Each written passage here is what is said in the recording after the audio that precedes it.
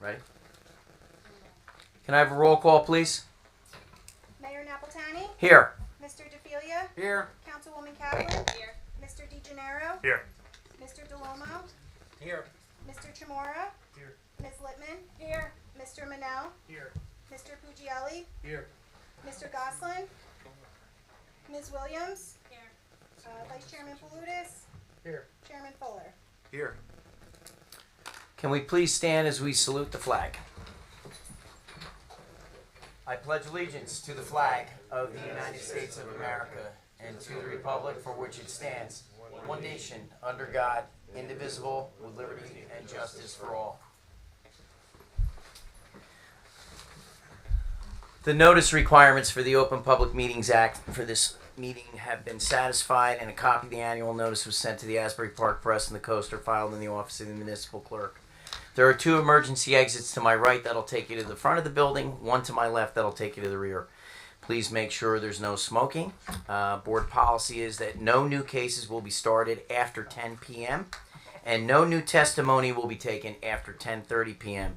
In addition, the applicant will be limited to 45 minutes. All meetings will be audio and video taped. They'll be shown on the Township of Ocean's Community Cable Channel 77 on Cablevision and Verizon Fios, and Channel 77 for Cablevision, and I think we have a misprint here. We got 77 on both. I think one of them's different. Anyway, they're on Verizon Fios and Cablevision. All cell phones must be turned off. If you need to make a call, kindly step outside. We are going to start with our reorganization by swearing in all of our members. This is a new joint board that has been formed. So if everyone, do we want to do this all together in one shot? Let's do it. Everybody stand up, please. I will swear them in. Do you have the oath?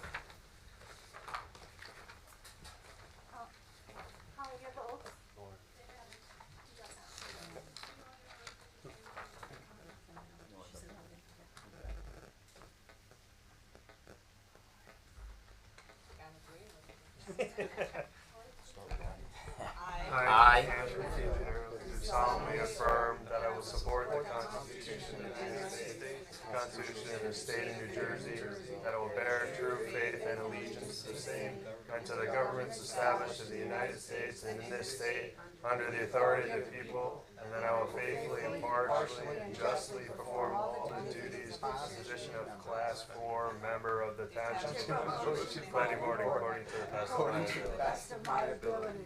You are all now sworn in to the new Joint Planning Zoning Board. Thank you.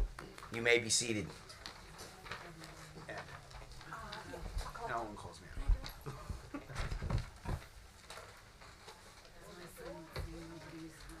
First order of business, so that I can step aside and get down to the other end. Do I have a motion for a chairperson? I'll make Oh, wait. Wait. Okay. Wait, so Gino, Lisa, okay. Are there any other nominations? Seeing none, I close nominations. Can I have a roll call, please? Mayor Napolitani? Yes. Mr. DeFilia? Yes. Councilwoman Kaplan? Yes. Mr. DeGennaro? Yes. Mr. DeLomo? Yes. Mr. Chamorro? Yes. Ms. Littman? Yes. Mr. Manel? Mr. Pugielli? Yes. Ms. Williams? Yes. Vice Chairman Palutis? Yes. And Chairman Fuller? Yes. Okay, there, John. It's all yours, buddy.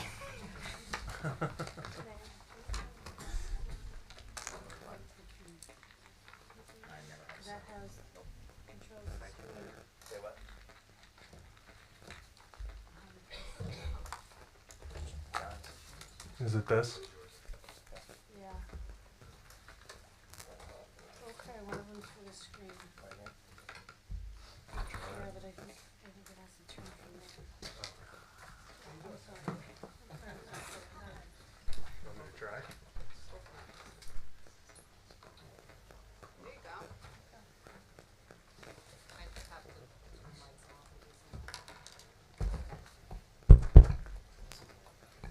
Look at me. I gotta get it back up later. Okay, thank you all. Next order of business will be to elect a vice chairperson. Do we have any nominations for vice chair? Mr. Chairman, I nominate Michael Palutis to be the vice chairman. A second.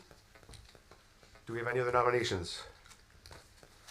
Hearing none, we'll close the nomination process. Can we take a roll call vote, please? Sure. Mayor Napolitani? Yes. Mr. DeFilia? Yes. Councilwoman Kaplan? Yes. Mr. DeGenaro? Yes. Mr. DeLomo? Yes. Mr. Chimora? Yes. Ms. Littman? Yes. Mr. Manel? Yes. Mr. Pugielli? Yes. Ms. Williams? Yes. Vice Chairman Palutis? Yes. Chairman Fuller? Yes. Next up, we have to approve the meeting dates for the upcoming year. The meeting dates have been listed. Where were the meeting dates listed? We all know the meeting dates. It's the... Which... Okay. Do we have a motion for approval? It's twice a month. It's the... Yep. Same schedule as the planning board had been and the same schedule as the zoning board had been. Motion for approval. Do we have a second? I'll second that. Mayor Napolitani? Yes. Mr. DeFilia? Yes. Councilwoman Kaplan? Yes. Mr. DeGenaro? Yes. Mr. DeLomo? Yes. Mr. Chimora? Yes. Ms. Littman? Yes. Mr. Manel? Yes. Mr. Pugielli? Yes. Ms. Williams? Yes. Vice Chairman Palutis? Yes. Chairman Fuller? Yes. I'm going to ask our lawyer here, do you have a problem with voice votes on these? All in favor? Okay, let's do that. Okay. Let's get the night over, or at least to the real business. We're going to approve the newspapers. The newspapers for our meetings will be published in the Asbury Park Press and the Coaster. Do I have anybody ready to make that motion? I'll second. Okay, all in favor? Aye. Any opposed? Okay. Next up, we have appointing the planning board attorney. We have Mr. John Poulos up for consideration. Do I have anybody to make that nomination? I'll make that nomination. Do we have any other nominations? Hearing none. Do we have? Can we take a vote, please? All in favor? Aye. Any opposed? Okay. Next up, we have planning board planner. Excuse me. For this, we have Mr. Jim Higgins in consideration. Do we have any other nominations? Okay. Hearing none, can we take a motion? Or excuse me, can we all in favor? Take a vote? Aye. All right. Any opposed? All right. Next up, we have board engineer. We have Bennett Matlack in for nomination. Do we have any other nominations? Okay. Hearing none. All in favor? Aye. Any opposed? Okay. And then finally, we have planning board secretary. We have Nicole. I'm blanking on your last name. Acri. Thank you. Sorry. We have Nicole Acri placed a nomination. Do we have any other nominations? Hearing none. All in favor? Aye. Any opposed? Okay. Moving on, we have. We're gonna switch agendas.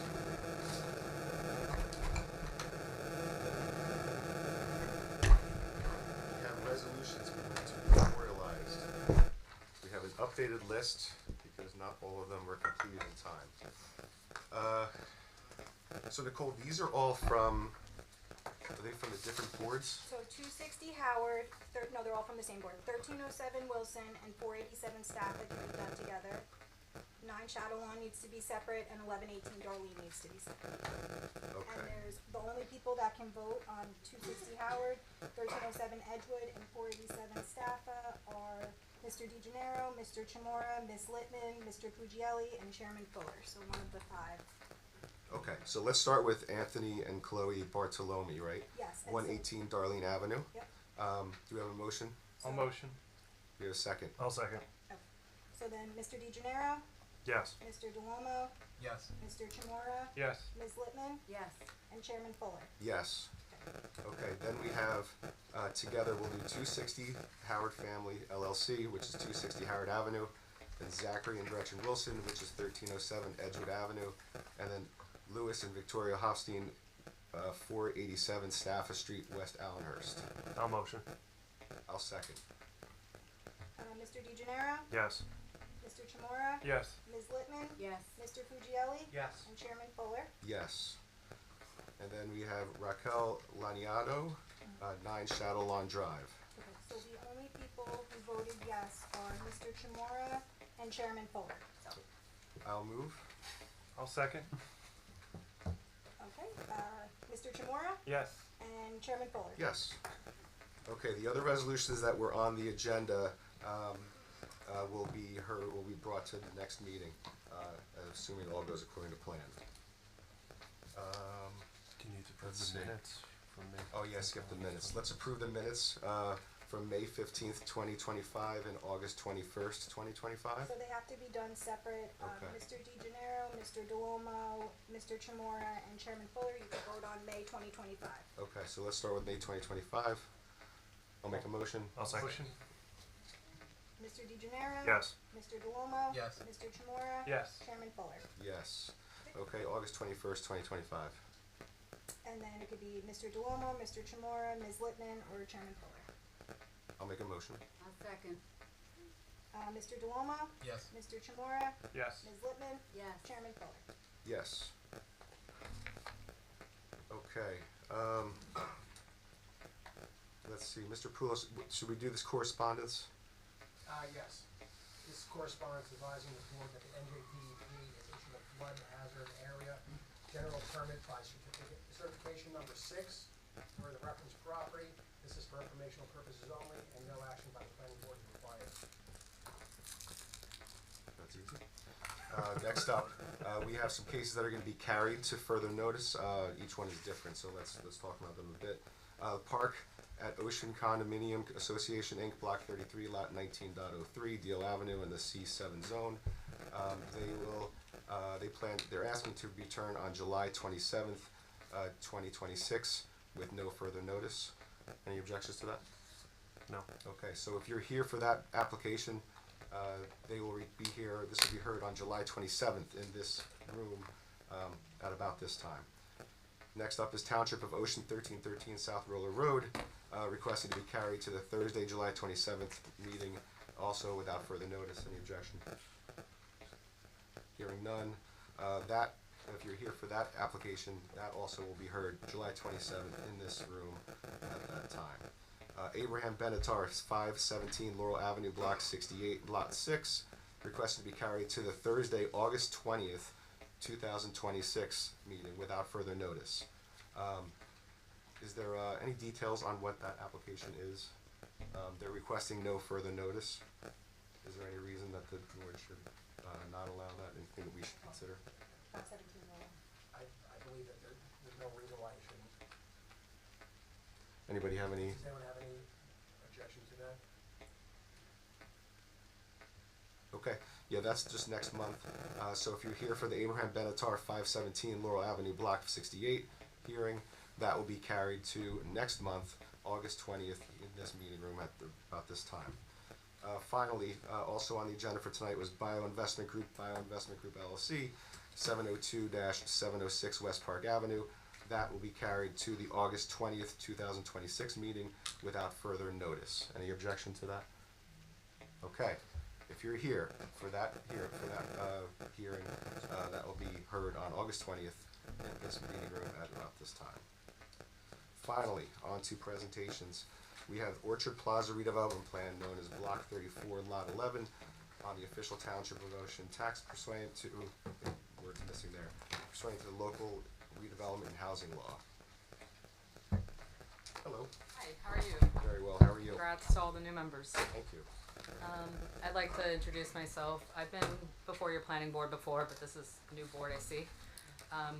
My name is Golda McMillan. I'm a licensed planner. I have been retained by the Township of Ocean, so I'm here in the capacity of the municipality, and we're the Township redevelopment planner. Bear with me, this is a little blurry.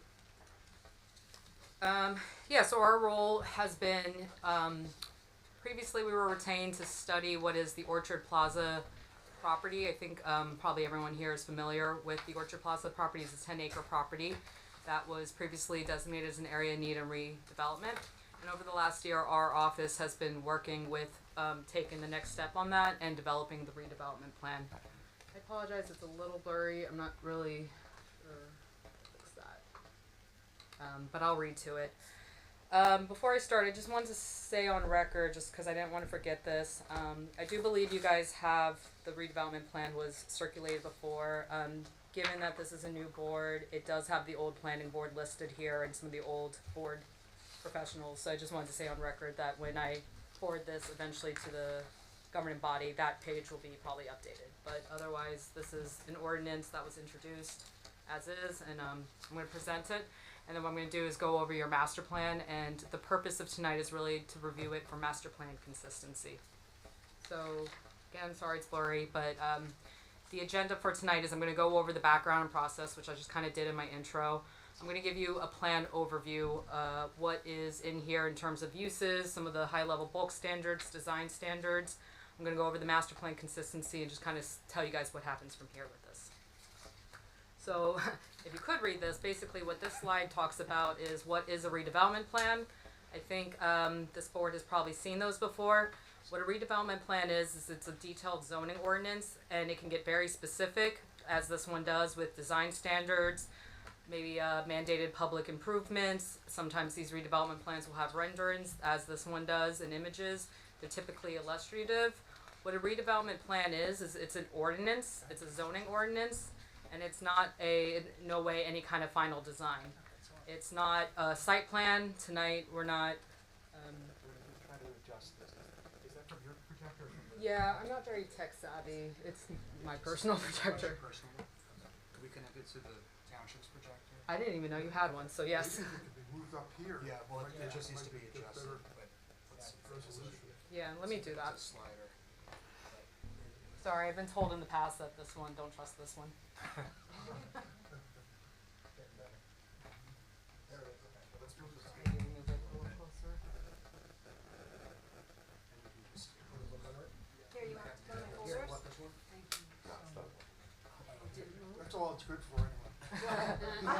Well, this is the local housing redevelopment law, so this is a municipal land use book, so you don't need that one. Not right now, okay, just like it to you. It's a little better. It's very A little better. Do you need something taller? You can have my folders. Yeah. Give me. Here, you want something taller? You can also. Sorry, I don't use this a lot. I'm trying.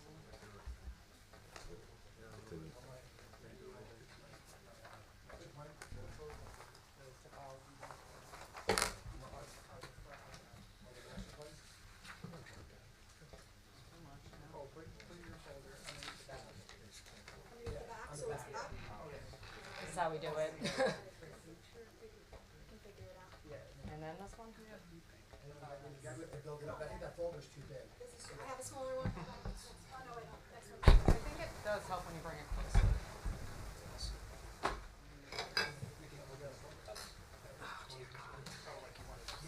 Sorry, everyone.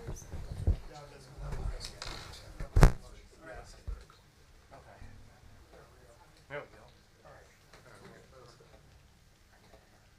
Let's just set up a projector. It's gotta be adjusted. There we go. You just have to bring it a lot closer. Excellent. Okay. Done. Now I'm like really close to you guys. Yes, we can hear you perfectly. Okay. All right. So as I was saying, a redevelopment plan, it's a zoning ordinance. What this is not tonight, it's not a site plan approval. It's not a site plan. There's no redevelopment agreement. That's not what's for consideration. It's just the redevelopment plan, which is effectively a rezoning of this property. So this is block 34, lot 11 on Route 35. An aerial of this site just to get everyone oriented, even though I'm pretty sure this is a very familiar property. But it does front Route 35. It's adjacent to a couple commercial properties, and to the rear is some residential apartments. I slightly already went over this, but I'll kind of go over it again here. So this board, when it was previously the planning board, I guess before this body, heard this as an area in need of redevelopment. They felt that it, the findings met the criteria of the state local housing redevelopment law. It was then deemed an area in need of redevelopment. The planning board actually had 2 hearings on that matter. And then this summer, last summer, August, the governing body then officially designated it as an area in need of redevelopment. And so from there, that's when a lot of the redevelopment planning happened. what's kind of the suitable uses here, what's kind of the zoning we want to see here, the design here.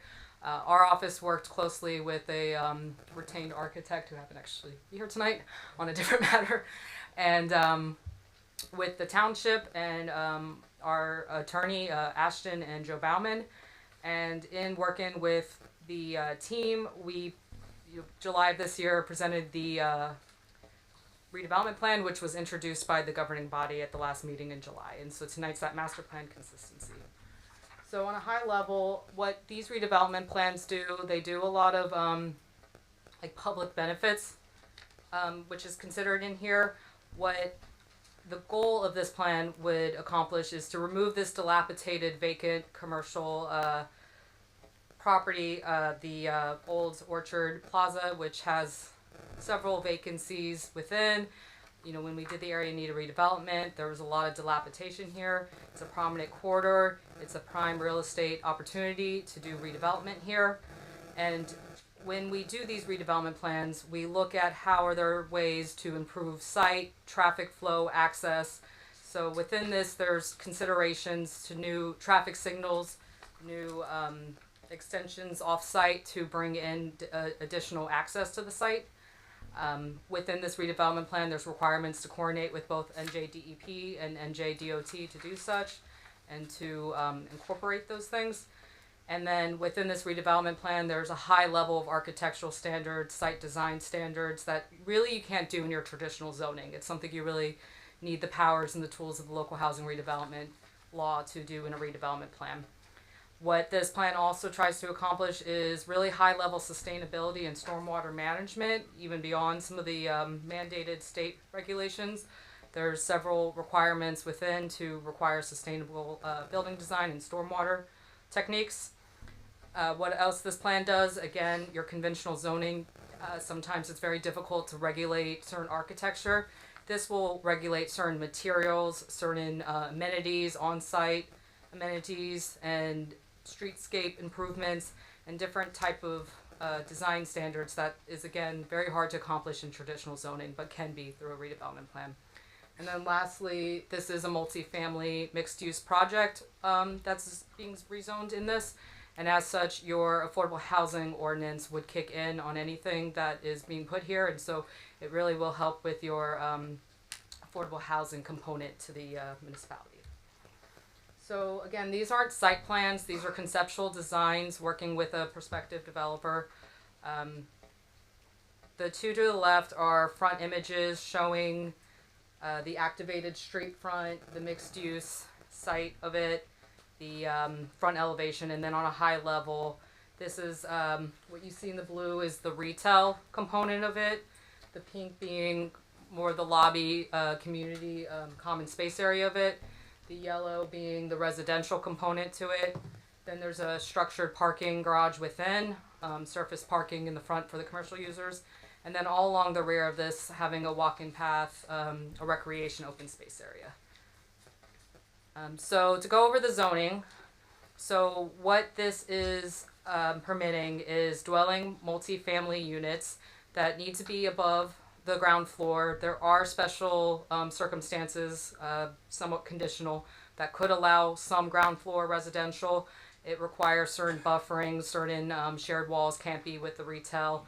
Soundproofing requirements. There needs to be a setback from any kind of like the walking path in the rear and sidewalks, so that we're not having people like up on the windows, and most importantly, no frontage on Route 35. So that is to help accommodate with some of the building design, but generally speaking, this is upper floor dwelling units. Outdoor open space is permitted here. Government services is permitted here, and then commercial is permitted here. Now, the commercial is broken down into two categories. One being commercial category 1 that's permitted here. This is really actually limited to not exceed 15% of the retail space. What this is more of your less activated commercial use. Things like the child daycare, things like office medical, things like a bank, things like a pharmacy. Things that provide convenience, but maybe not that exciting activated like frontage that you'll see in commercial category 2 in a moment here, which the bigger goal of this plan here is to have most of the retail be more of these exciting uses. things that bring a destination here. It makes this more of a destination-oriented retail. So permitted being art galleries, artisanal workshops, breweries, distilleries, restaurants, recreational facilities, retail, retail interactive, which is kind of a new land use you see these days, sporting goods, any kind of theater, performing arts, health, and certain spa activity here. So this is just the list of the accessory uses. Very much the common things you see that are incidental and subordinate: management, services, maintenance, outdoor dining to the retail, residential lobbies, things like that, amenities to the rooftop. And then within this plan, there is a list of prohibited uses. Typically, if it's not permitted, it's prohibited. But given that retail is permitted here, some of these things we just wanted to really define so that there's no gray line in that is this retail, like dry cleaning, for example. So we did list out a couple retail-oriented things that will be absolutely prohibited here. Things like smoke shops, things like dry cleaning. And then, you know, signage being permitted. We wanted to make sure like billboards are prohibited here. So the list is as follows. And then getting into the bulk and the massing of the design of this thing. So the area today is 10 acres. It's 700 feet wide. It's not permissible to go lower than that, other than any kind of right-of-way that we may need to provide given any kind of easement or dedications to some of these street extensions we would envision in this plan. Otherwise, we're not looking to subdivide this in half and have like two different now parcels. So that is how the area and width is regulated. This does regulate something called a built-to line, which instead of having a straight-up front yard setback, a built-to line within this, that's what kind of regulates. So you see a building kind of jog in and out, brings a little interest, makes it look a little less monolithic. So there's requirements with that. And then side yard setbacks, coverages, and then height. So the permissible height here being 4 stories, 48 max, and then only conditionally up to 6 stories, 70 feet once it's behind a built-to line a certain amount and within required step backs. So really from the street, when you're really up on the street, it kind of, I can go back to this illustrative elevation, might demonstrate this better. So the picture up here, if you see my cursor, you know, the top level would be step back a little bit. So then other things that are regulated within this plan being a maximum floor area, a maximum density of up to 330 units, a minimum amount of commercial space. We want to make sure that this isn't, you know, completely residential and that there has to be some kind of mixed-use retail component to it, a minimum amount of open space in the track area, and a minimal amount of amenity space so that the residents have, you know, outdoor as well as indoor and amenity space to make this really kind of a fine product. And then there's also requirements for the street front to have certain depths between, if you go back to this go back to this concept plan, you know, there's a motor court here, but we wanted to also regulate that there's a lot more street activity up front. So the plan does regulate how wide these sidewalks have to be to kind of make that what is a goal of a destination-oriented retail. So these are just illustrative pictures that demonstrate, and these are in the plan, kind of showing what kind of amenities could be here, as well as what like a walking path and what that kind of would feel like in the back. So then other things that are regulated within this plan are architectural design standards such as materials, fenestration requirements, things how this will architecturally look. Rooftop decks permitted here, but we do have some regulations based on, you know, we don't want nuisances, timing, lighting, things like that. Signage is regulated within this plan, lighting, landscaping, again, sidewalk, streetscape, plaza standards, sustainable requirements, utility standards, these are all regulated within the plan. And so then this plan also regulates parking and loading, requiring 1.5 space per dwelling unit, and that the residential parking goes into the structured garage, whereas the surface is really meant more for that retail. And that requires 4 spaces per 1,000. This also regulates tandem parking, compact parking, and EV parking. It also considers a maximum amount of curb cuts and driveway widths, and just a lot of that site plan really in the detail, probably your engineer would be looking very closely at these standards should a site plan come forward.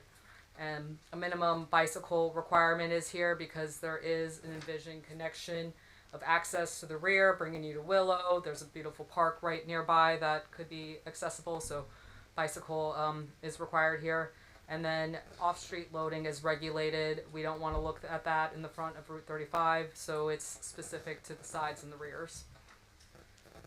So the road access, traffic signal, and a bus stop relocation is also regulated within this plan. It encourages that site access beyond just Route 35. I know that this is going to be continued involvement probably with both NJDEP and NJDOT, but the plan requires that any redeveloper has to work in, not only in good faith, but a redeveloper agreement would probably likely stipulate a lot of these terms. The access being off Willow Ave, if you're looking at the aerial to the north, I guess north is actually, if you're looking at this aerial, since north is actually kind of to the right here, the access points would be where the cursor is kind of moving right here off Willow, and then in Envision 1 kind of off into the block and lots on these properties to the right, where I believe that there might be some easements where the town has rights to that. So that would be any considered in any project. And also I know that there is an existing bus stop right there. I don't know how actively it's used, but there is a bus stop right there on Route 35. So what this plan envisions is to actually work in good faith with NJ Transit and like bring an actual sheltered, legitimate bus stop, not on an active highway, but into the property, to help support that safetyness. And then, you know, it'd have to be maintained probably by the property owner and sheltered. So then that's what the plan is about, but what your role is tonight is a consistency review. It's required both in the local housing redevelopment law and the municipal housing law. And so what your task tonight is to go over the master plan and report your findings, whether it's consistent or if it's inconsistent, what is inconsistent, and make those recommendations back to the governing body when they consider this for adoption. So I went ahead and looked at your 2023 master plan. I found a few objectives that point to where this has some strong revitalization, redevelopment support. You have an objective that speaks about, you know, being flexible and allowing for adequate guidelines for any kind of future development and redevelopment and restoration of residential, commercial, and industrial sites in response to such changes. You know, this doing the area in need of redevelopment site. There's been so many vacancies here, so many like kind of attempts to reuse some of the spaces. Like this site is very much a dilapidated site that would very much benefit a redevelopment with standards such as that are in this plan. Objective 3, it talks about giving this community a balanced supply of housing, and given that there's multifamily considered here, a range of market and affordability, affordable housing, it would be a requirement of 20% set aside under your ordinance. This advances the objective 3 of your master plan. Objective 4 of your master plan talks about improving circulation systems, streets, bikeways, walkways. So again, this plan, you know, it would require working with the DOT, looking at signalizations to the site and additional access points. So this would very much be in that interest. And then objective 5 talks about improving storm drainage throughout the town. I know that, you know, just being out there on the site myself, you know, I'm not an engineer, but it looks like the stormwater system out there is failing, just from kind of my plain eyes. What this site does is you know, any development would have to be redeveloped to these highly new NJDEP major stormwater regulations. This site was originally built in the early 80s, didn't have the same type of regulations. So there would be like a major storm and NJDEP regulated overhaul of the storm drainage. And then additionally on top of this, and this is where the governing body felt very strongly to add a couple of requirements that are additional sustainable standards, such as bioswales, rain gardens, things like that. Those are also required within the plan. And so I also want to turn to another document that our office worked with the Township Council on maybe about 2 or 3 years ago now, or actually only a year ago. This isn't a master plan document, so you don't actually technically need to find master plan consistency with this document, but it is a planning document we did with the town. I thought it'd be beneficial to bring to this board. So we conducted kind of a study on Route 35. We did like a kind of a really high level bird's eye audit where we looked at all the properties that had, maintenance issues, violation issues, repeated issues, and what are kind of the things we can do to Route 35 to help beautify it better, help some of the properties that are hurting the most. And we, in that study, found the Orchard Plaza to be one of these key properties within the study to be considered as like a catalytic site for development. To remove anything that could, be incompatible with what's happening there. And so I would say this also advances this planning study, as well as your master plan. So that's really the summary of my presentation.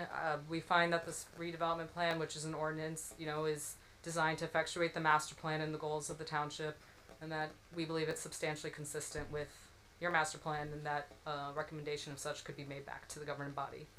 So then really the next steps, tonight is what we're doing, the step in between introduction and adoption. Upcoming hearing, I would suspect this might be in August at some point, would be your governing body would actually hear this, for an ordinance adoption consideration. And then down the road, maybe nothing ever comes back, or maybe a developer comes forward and a redevelopment agreement can be negotiated and a site plan could eventually come to this board one day. So that's it. Any questions? No one else? There's got to be questions. I Come got on. questions. Let's go. Yeah. Can we go back to just objective 4 for a second? And I want to talk about the transit piece to this. Mm-hmm. It's not even a concern. The only thing I just want to kind of talk through and get a sense of is we're talking about moving the bus station to within the facility itself. Great. What other would that bus station be reserved exclusively for NJ Transit, or could other entities use it? So, it's owned by NJ Transit. I don't know if I can properly actually answer that. I don't know if it's being utilized by anyone else. I don't know if NJ Transit has any, agreements with anyone else. But, this site, unlike traditional zoning where you just zone something and then one day someone drops off an application and now you have to do completeness in a site plan and here it is and you had no time, that can't really happen here. So this would have to go through a redevelopment agreement process. And through that process, like this bus stop would probably have to be addressed within that. There would probably be negotiations, and I'm sure if there's like shared use with that, how does that work? That could be explored during that phase. Okay, so What this am I plan best wouldn't answer? prohibit that. So where I'm going with this, this is not the only part of 35 that probably needs to be redeveloped in the next decade more. Probably not today. I would agree with that. But if we're putting a whole bunch of residential units in there, how are they going to get from that site to the grocery store? How are they going to get to Rook? Right? If they want to go to the gym, if they want to get coffee, how are they going to get there? And I just want to make sure that as we are thinking about the 35 corridor as a whole, that we are making sure that we are building the foundational building blocks that we can get from point A to point B to point C to point D, either by foot, by bike, or by some other form of transit. And that's where I'm going with this bus stop is, are we allowing other forms of micro transit or other uses for that stop so they can be a transit hub, not just a New Jersey Transit bus stop, if that makes sense. Yeah, it makes sense, and it's a great planning point. And of course, us planners, that's what we encourage. We encourage, utilizing the park and utilizing the envisioned Willow access to get around. There's parking here, but not everyone has a car, and yeah, I don't know if I'm answering your question. But I guess I let agree me, with let you. me specify the question. Does this plan allow for that, as So- written? Zoning, I don't think gets that deep. So the zoning here and the regulator here is that, that needs to be regulated. I think that's where the redevelopment agreement comes. The negotiations and the legal side of this would come into place. Okay. And then my only other question is in section S, when we're talking about the sustainability studies, not the stormwater, but just the uses. I understand that there's going to be rooftop amenities. And again, understanding that this is just a conceptual plan, it might totally change whatever. Not all the rooftop is going to be pool. I mean, it would be cool if it was, but it won't be. So is there any allowance for solar to be on the rooftop as well? Does that need to be added here, or is that kind of a, yeah, we can add that in? So the plan speaks about sustainable design strategies that are required and that they need to include the following: double or triple paned windows, LED lighting, low flow water fixtures, Energy Star fixtures. And then there's a lot of language here, which I think we kind of worked a lot with the town engineer on about stormwater management approach. I know this doesn't directly answer you. And then there's biotension basin, green infrastructure management. I don't know if solar panels is specifically spoken about, but that could be one of your recommendations in terms of your master plan consistency, is that, you know, you can make that recommendation back to the governing body and talk about that. I don't know if it's required in this plan. So. Ben, do you have any thoughts, feelings on that? It's. I don't think so.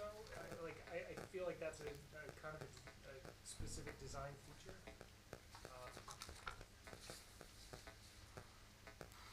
I don't know if it needs to be in there, but I think she makes a good point that could be a recommendation that you make that the board makes to the governing body. Solar doesn't have to be on the roof either. It can be designated in some of that open space, like a solar farm, if you will. So, Or the parking, sure. yeah, or in Yeah. parking, right, somewhere, but it doesn't have to be. I feel like what we're asking it, we don't want to be put in a position where later on we have a suggestion and they say, oh, we had a chance to talk about that at this meeting, right? You want to just make sure all the options are open so that when they actually come up with a plan that all the options are open at that point, right? Section F, the area and bulk requirements, are those proposed or those what exist today? So those are proposed. Your zoning today, I don't have it right in front of me, but it's zoned today for something that's probably a completely different project. That when you do zoning, I like to describe it as a paintbrush, where you have a bunch of parcels and you paint it all a zone and they all get, you know, those bulk standards. This is like your chance when you do redevelopment, you look at this site, and this is a 10-acre site, a wide 700 frontage. There's a illustrative project here, and so it changes those standards, and it's more accustomed to a project here, and that's kind of the point of redevelopment. Yeah, this goes a long way towards implementing the master plan recommendation that the C2 zone between Deal Road and West Park Avenue allow mixed commercial and residential uses, and that it be modified to allow those things. And quite frankly, we're starting to redo the entire ordinance now, and from what I'm hearing right now, I'll be looking at this redevelopment plan and recommending some of those things in the C2 zone to be consistent with the redevelopment plan and the master plan. What are the coverages in C2 zone right now? I don't know specifically, I don't remember. I'm just trying to I'm trying to compare what's in this to what exists I can tell currently. you in a second. I'll look this up too. Oh, I don't have internet, I'm sorry. I can get it for you in a second. It's mainly the impervious I was curious about.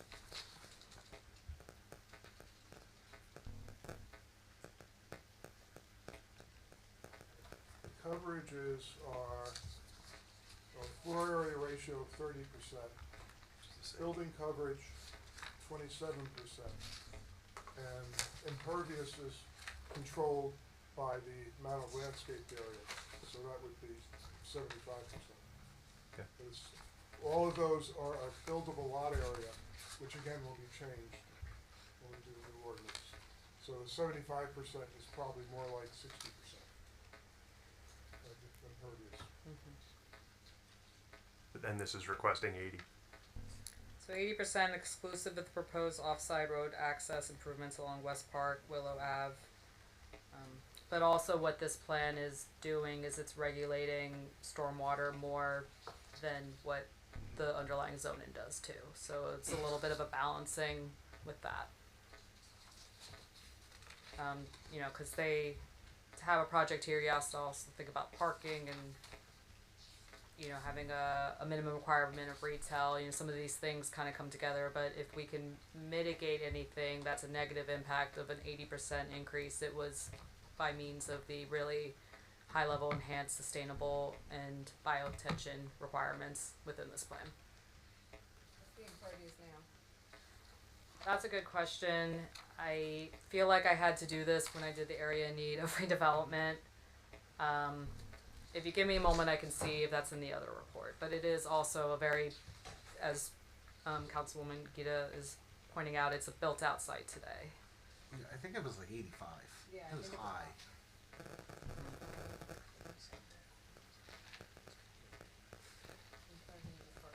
Yeah, no, I know. That's, well, Just listen. curious. Yeah, that's a good question. I mean,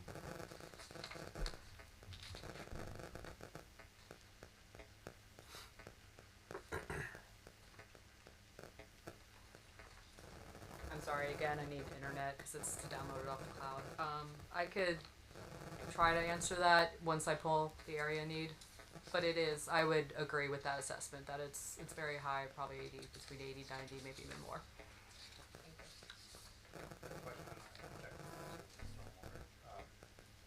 We did talk about the mitigation.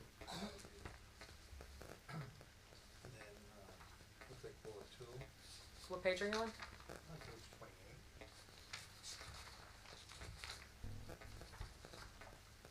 Where we talk about the plan for the motor vehicle services. I believe that's what you're talking about, the front there for, I guess, the folks that are using the restaurants or, not the residents. They're gonna be in the parking tower or parking garage. The plan regulates, let's see. I'm sorry, you said you're on page 28? Yeah, 28,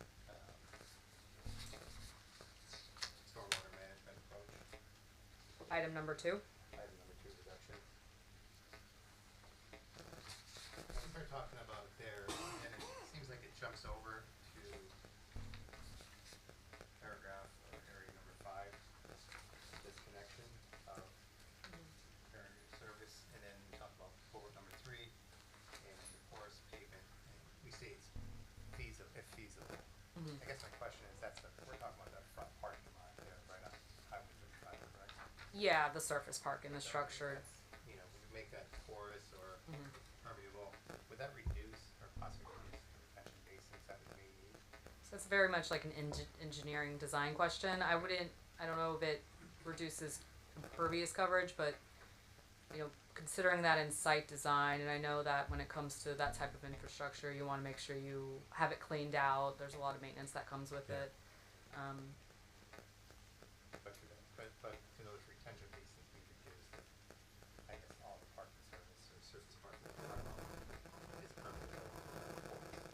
Is there a calculation that for every parking spot that's porous, you know? Yeah, so you that- reduce and the really it's for retention. the stormwater management, which 5, which is what Yeah. the answer is yes. Could not, or retention basins could not handle the water. Mhm. So that's obviously reduced, but Yeah, I would think in this scenario and when, like any kind of site plan comes forward, like there would be the town engineer, your board engineer, I think having an engineer closely monitor this and have a site plan to review. so that's the parking spot, that's what we're talking about, right, that parking in the front, you know, this. Yeah, the coverage outside to the elements. And do you know if, as Mr. DeFilia said about solar parking, if it was covered, does that affect it then? So I would not imagine that changes the impervious coverage since it would be on top of what's already impervious coverage. I mean, I would, if that's part of your site plan, you know, I know those things, you need snow maintenance, you need certain maintenance with that. It would be probably a technical detail in the site plan review. not sure, this does regulate accessory, like I would presume that that's an accessory, permitted accessory use here, since it's incidental subordinate, it'd be something part of the parking. Any kind of accessory setbacks it would have to comply with. Did you or we consider any sort of incentive-based, I think I'm picking up on Mr. DeFiglia's question, incentive-based implementation of sustainable strategies, like if you were to include photovoltaics on the roof, it permits an increased density or a higher unit count or anything like that, did we? So there's no like bonus in that way. Okay. No, I don't think there's like bonuses Okay. in this plan. I know what you're talking about. Sometimes you'll say if you do this, then you can get that. Yeah. But what this plan does do is it just requires it. Okay. So I think it's more favorable to the municipality actually because they have to do it. Okay.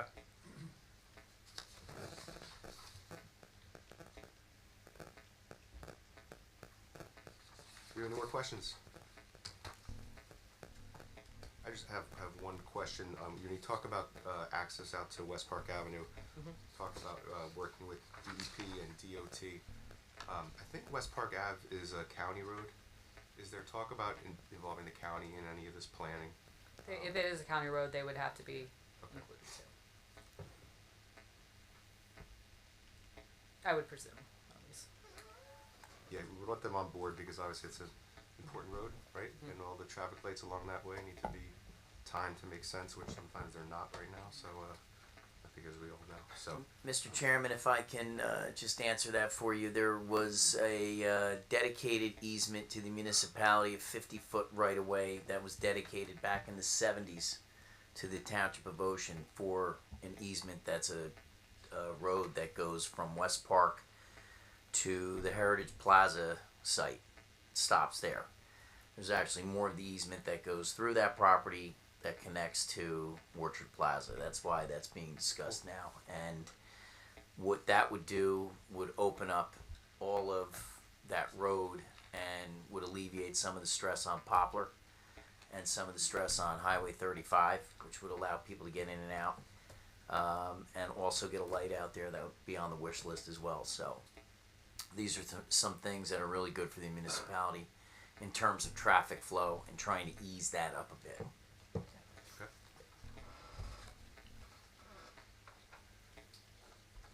So do our professionals have anything to say? I have a couple of quick questions. First of all, it's an excellent plan. I'm very impressed with it. Three things.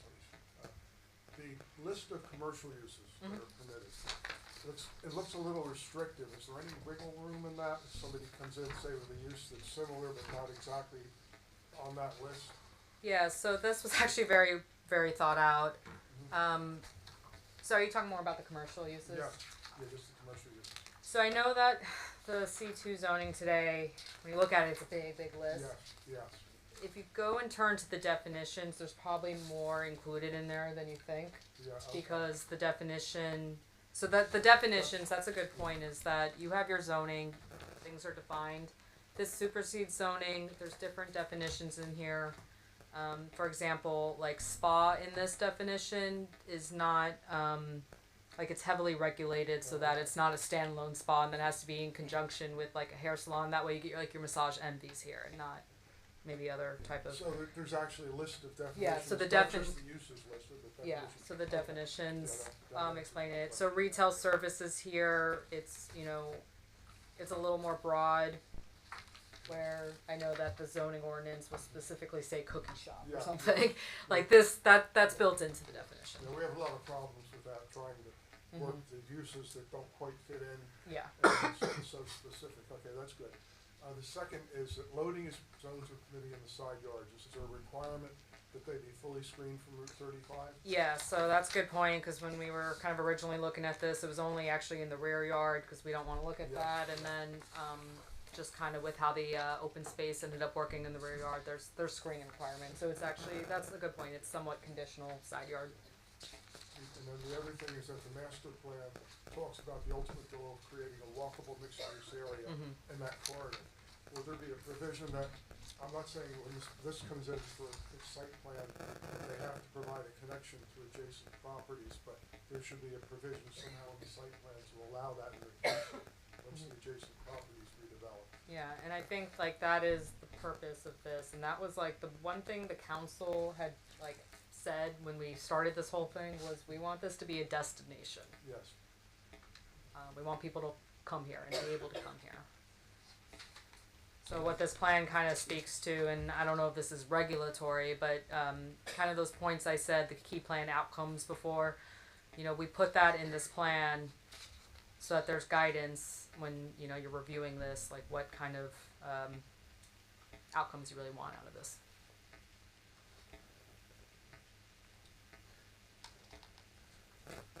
Anything else, Jim? That's it. Ben, I don't have any questions. do any members of the public have any questions for Ms. Macmillan? Hello, you come on up.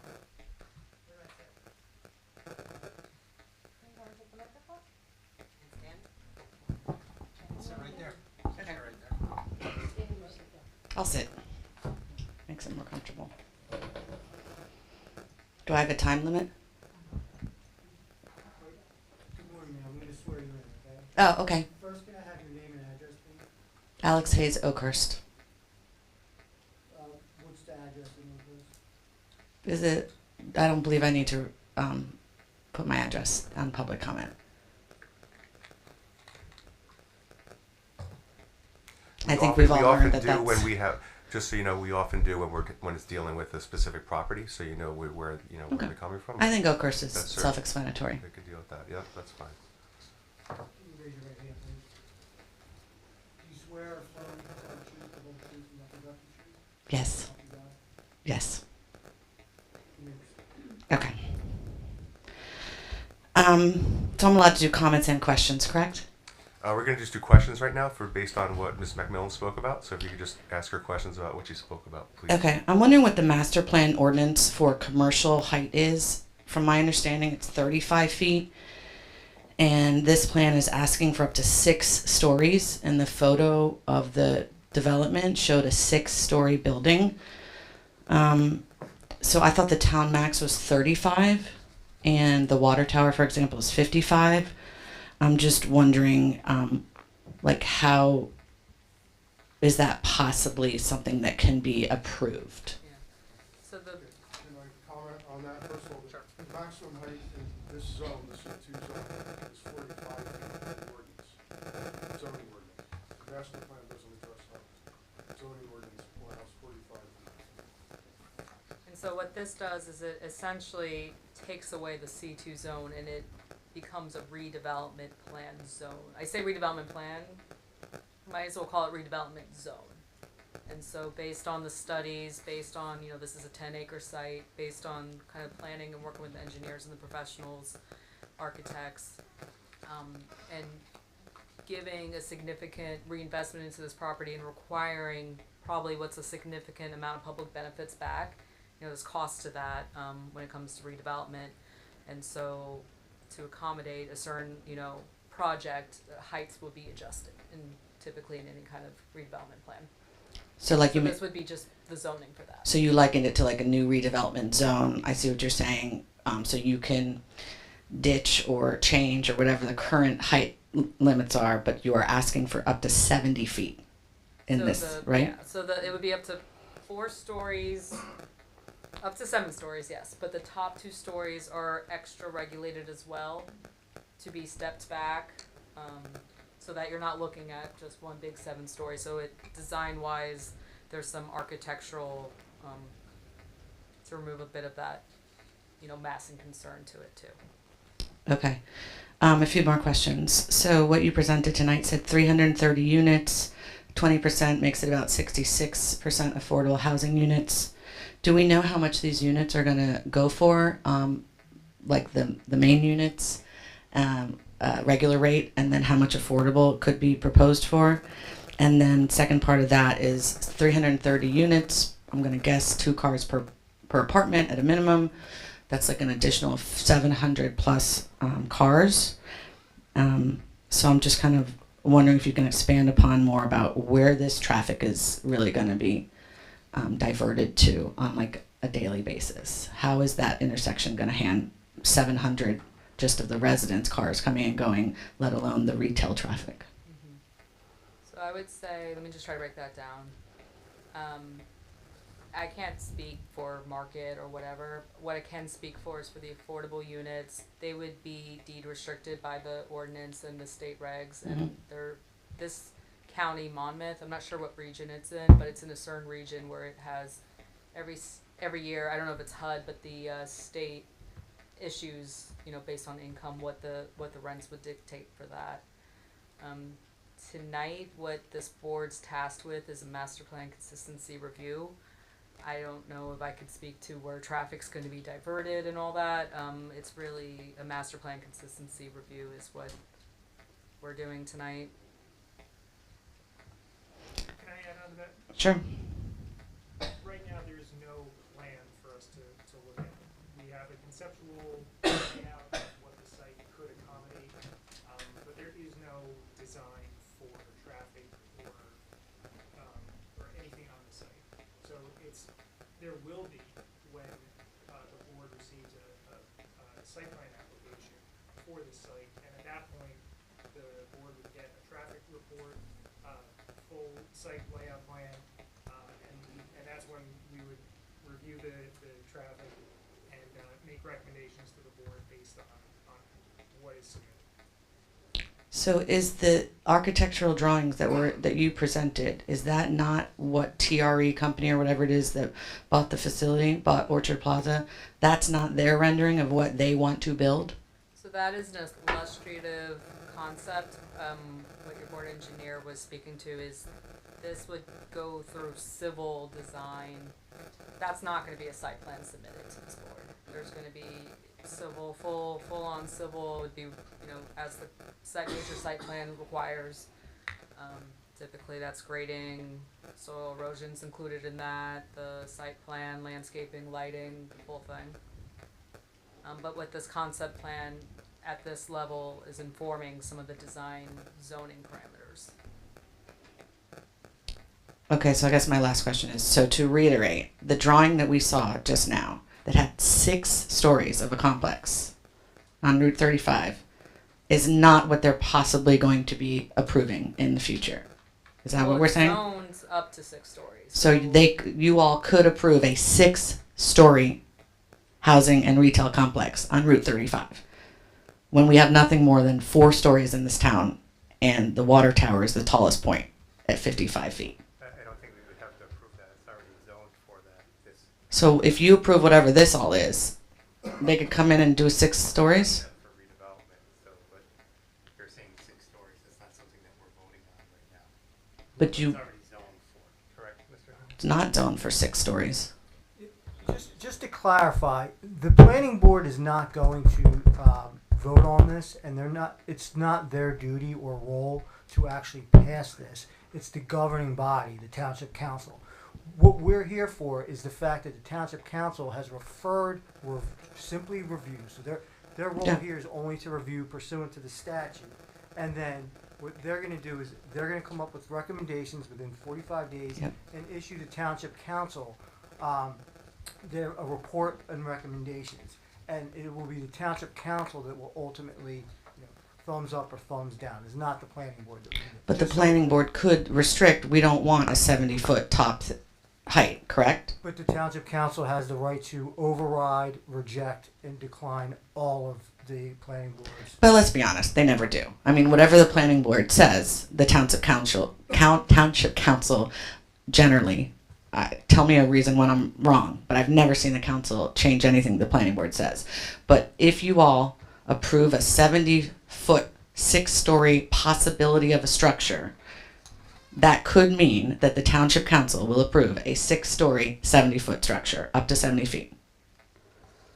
Correct? That's correct, right?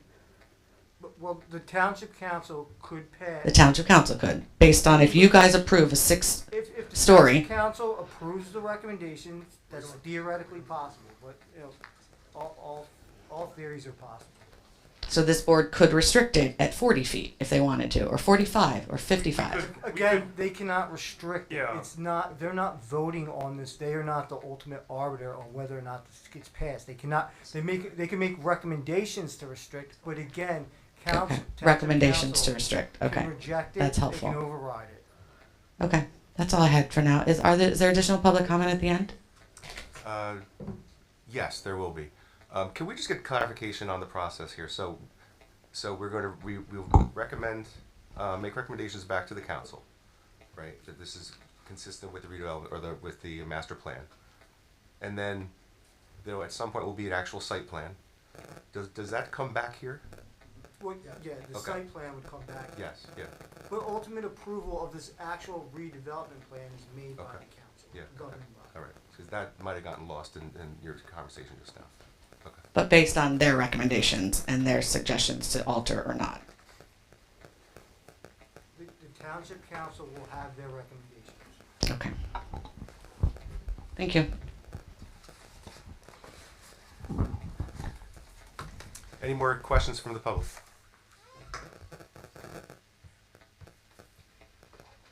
No? Okay, we'll take comments from the public. Any comments from the public?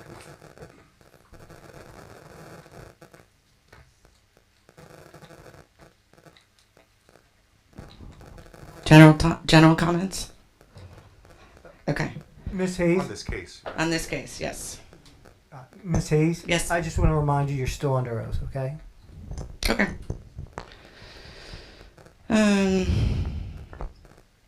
If I'm not mistaken, it was mentioned that traffic will, like the back access roads will be on Willow. So I am, as a resident, very near to this intersection and who crosses all the time in between Dal and 35 and West Park and 35. I'm just envisioning a nightmare of traffic, and you all live here, you know how these two intersections and how 35 can be, particularly in the summer. I think many people would appreciate some oversight in any way to kind of curb some of this overdevelopment. This town needs more affordable housing. I don't think we need a complex that has 330 units. I'm concerned about the access roads going off to Willow and the apartments that are behind there, that this will create undue and unnecessary traffic congestion back there. I'm a little disappointed, frankly, that nobody mentioned the height of what's being proposed, and there were great questions, but nobody was commenting on the possibility of 6 stories, the largest, tallest residential housing complex coming, actually of any building coming to town, and it just seemed like there weren't enough strategic questions about that as a layperson. And I think that's it. I have other questions for later on in the meeting. Thank you. Or comments. I have an answer to your question. Yes, please. It's the New Jersey Housing and Mortgage Finance Agency that regulates, every year they do a different assessment and put out the cost for affordable housing. And they're on nj.gov, or you could just Google New Jersey Housing and Mortgage Finance Agency. And they work in conjunction with your local municipality agency. And I think in Ocean that is designated as our housing division and code enforcement. And then it's all dependent on your income, correct? Like, yeah. Okay. And that is clearly explained on the site. Okay. That's helpful. Thank you. Thanks. No. Any more comments from the public? Okay. Mr. Poulos, what's next? How do we handle the recommendations, Anthony? Oh, yes. Thank you, Mr. Chairman. So again, just to reiterate, as was stated, this has come before the planning board on referral from the township council directing you, the planning board, to review the redevelopment plan and in accordance with NJSA 40A:12A-7E, report back to the township council your findings, conclusions, and recommendations. I'll just briefly read the relevant part of the statute. The planning board shall transmit to the governing body, Township Council, within 45 days after referral, a report containing its recommendation concerning the redevelopment plan. This report shall include an identification of any provisions in the proposed redevelopment plan which are inconsistent with the master plan and recommendations concerning these inconsistencies and any other matters as the board deems appropriate. So essentially, what it's saying is that you are reviewing to determine whether or not it's consistent with the master plan. If you find inconsistencies, whether or not you have any recommendations as to how to fix those inconsistencies. And as I stated before, the governing body, when they consider actual adoption of this redevelopment plan, they will have the authority to approve, disapprove, or change any of your recommendations. But the most important part here, within 45 days, a report addressing whether or not it's consistent with the master plan, and if you find inconsistencies, what are your recommendations on how that can be rectified? So, procedurally, what do we do? Do somebody make a motion? How do we send that back? Well, there would not be a motion tonight. Okay. There's nothing to adopt. We have to generate the report. Okay, So very good. That's the simplest answer. Okay, that's simple answers are the best. Yeah, I did too. John? Yeah. Excuse me.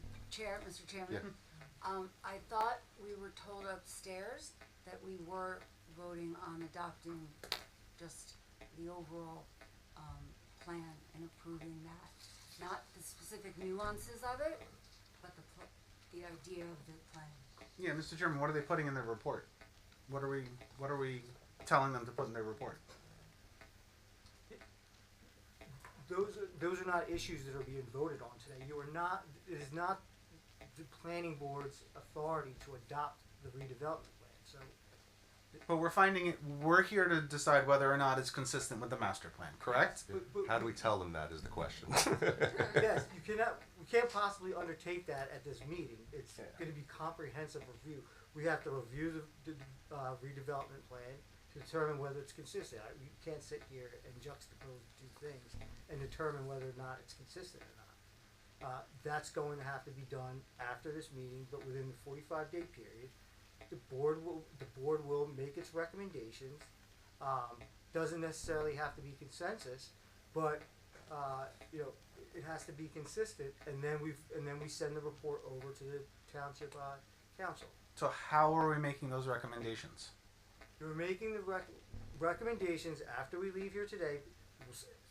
Board members will study it, determine whether or not, with the help of our other professionals, whether or not it's consistent or not consistent with the master plan. To the extent that it's consistent with the master plan, then your recommendations will be simple.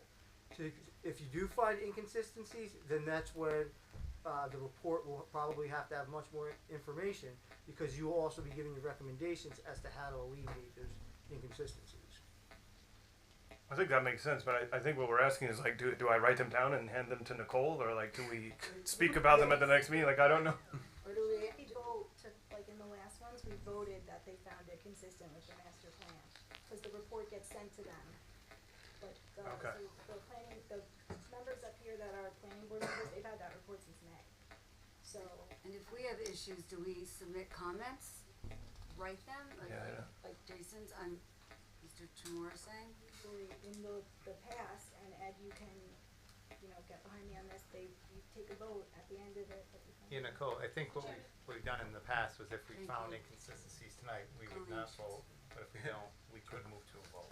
We do have So- our redevelopment attorney here, which I can answer some questions. Hi, my name's Ashton Hartline, McManaman, Scotland, and Bauman. I'm a redevelopment counsel for the township. If I heard correctly, the board was discussing about whether or not the redevelopment plan can be approved for recommendation to the council tonight.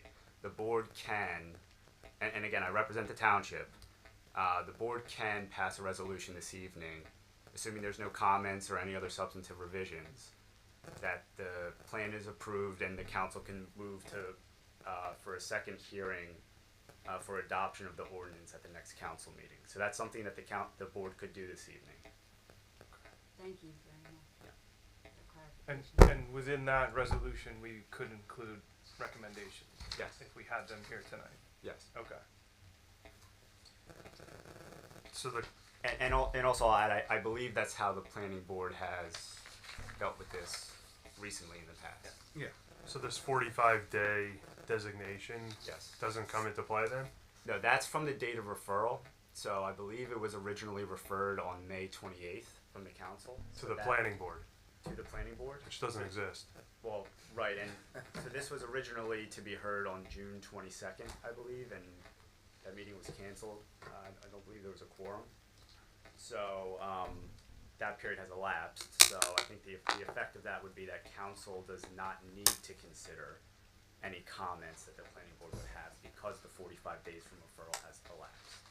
But they could, but they're not required to under subsection 70 of the local redevelopment housing law. So for those of us who just saw it yesterday for the first time, I agree, a little bit of a weird situation got with the board. I think for is all. many reasons, that 45 days could be adjusted.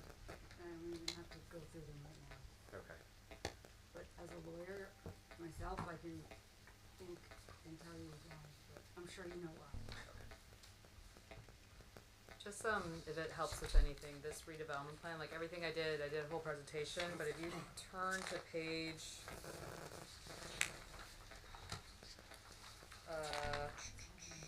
section 2, relationship to other plans, start on page 7, this is the findings of how we find it consistent with the master plan. It's actually written into the plan itself. Between pages 7.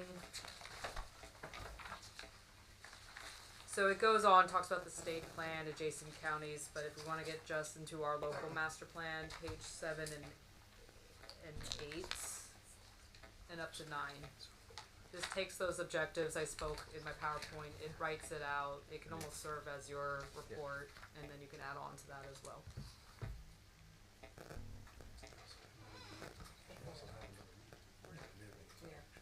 Oh, yeah. You're right. So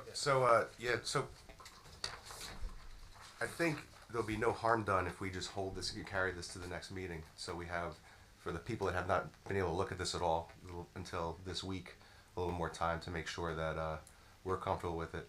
In theory, we could take a vote right now, but I don't think there's any rush to pressure people to really consider that quickly. So does that make sense to everybody? yeah. Thank Okay. you, Mr. Chairman.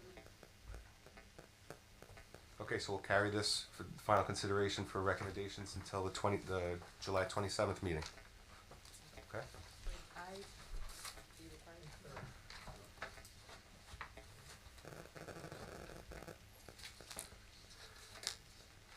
What day was that? I'm sorry. Thursday, July 27th. Monday. Oh, Monday. Jeez. All right, we're gonna work on does say these. Thursday Yeah, we're on gonna there. work on these agendas here. Keep you on your toes. Yeah.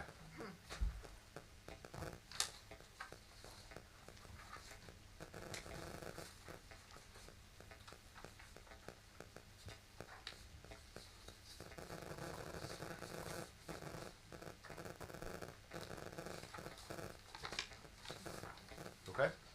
So we need to All right. Thank you very much. Thank you. Next up, we have Rising Treetops of 111 Monmouth Road, Block 17, Lot 1 in the R4 zone. Attorney for the applicant, Ronald Tripoli. I'm gonna let you guys, you wanna go for the conference room? I got it. I just have to unlock the door.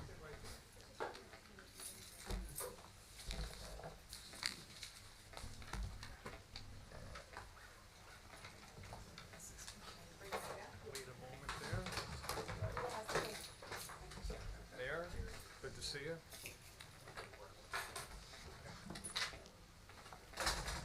Shall I evening. begin? Thank you very much. Again, congratulations to the board and the board professionals. I'm Ronald J. Tropoli, and I'm representing my RTO, which is the Rising Treetops Organization. Before I begin, I'm going to request the board attorney to confirm jurisdiction and the acceptance of service.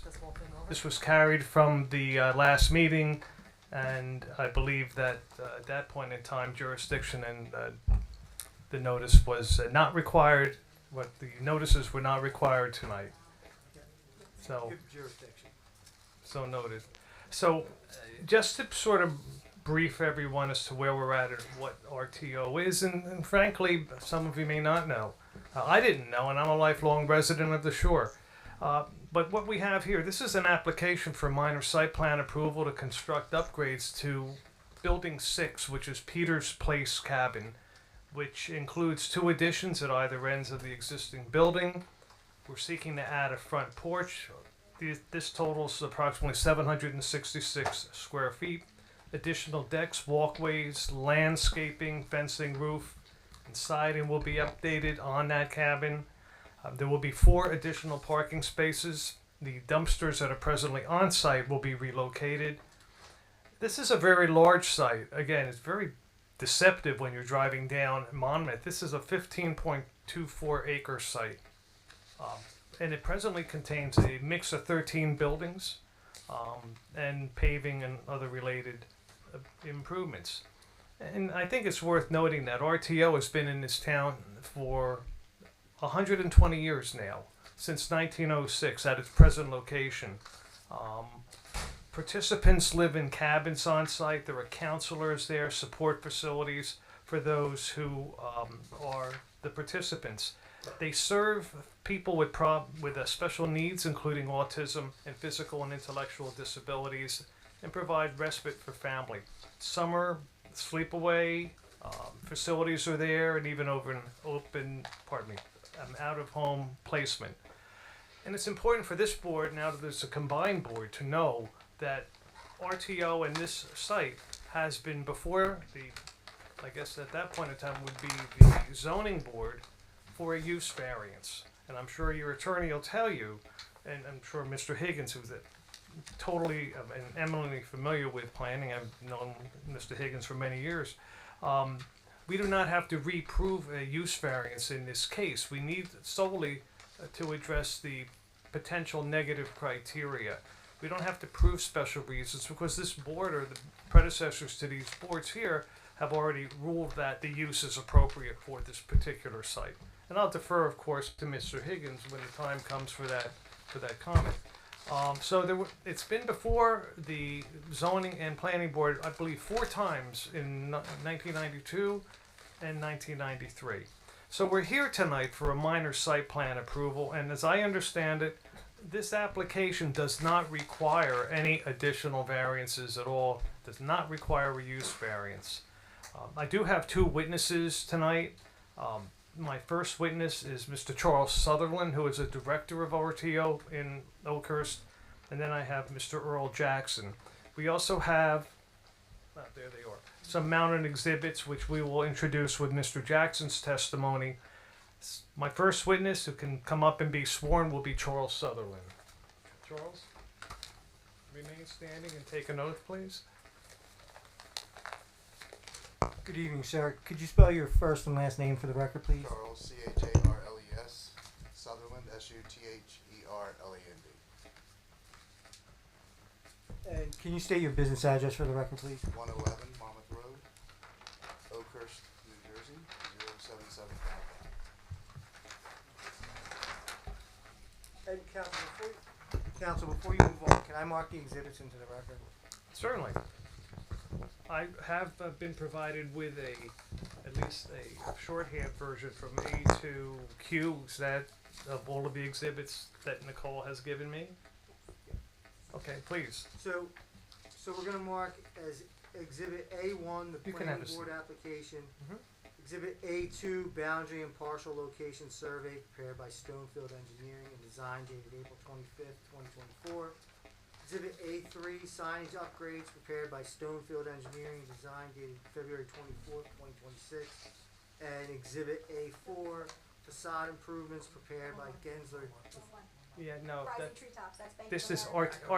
art, that's okay, art, Oh, yeah, that's all right. That's all right. There's way more than All right, that. let me, Problem is you agreed with the first number of them. That's you got upsetting. my attention on the sign. I don't think that sounds great. No problem. Yeah. There you go. Okay, my apologies. Council, not a problem. So we're gonna mark Exhibit A1, site plan application. Exhibit A2, South Lot, site plan prepared by Earl Jackson Architecture and Urban Design dated April 13th, 2026, revised May 19th, 2026. Exhibit A3, site plan prepared by Earl Jackson Architecture and Urban Design dated April 13th, 2026. Exhibit A4, trash enclosure specifications prepared by Earl Jackson Architecture and Urban Design dated April 21st, 2026.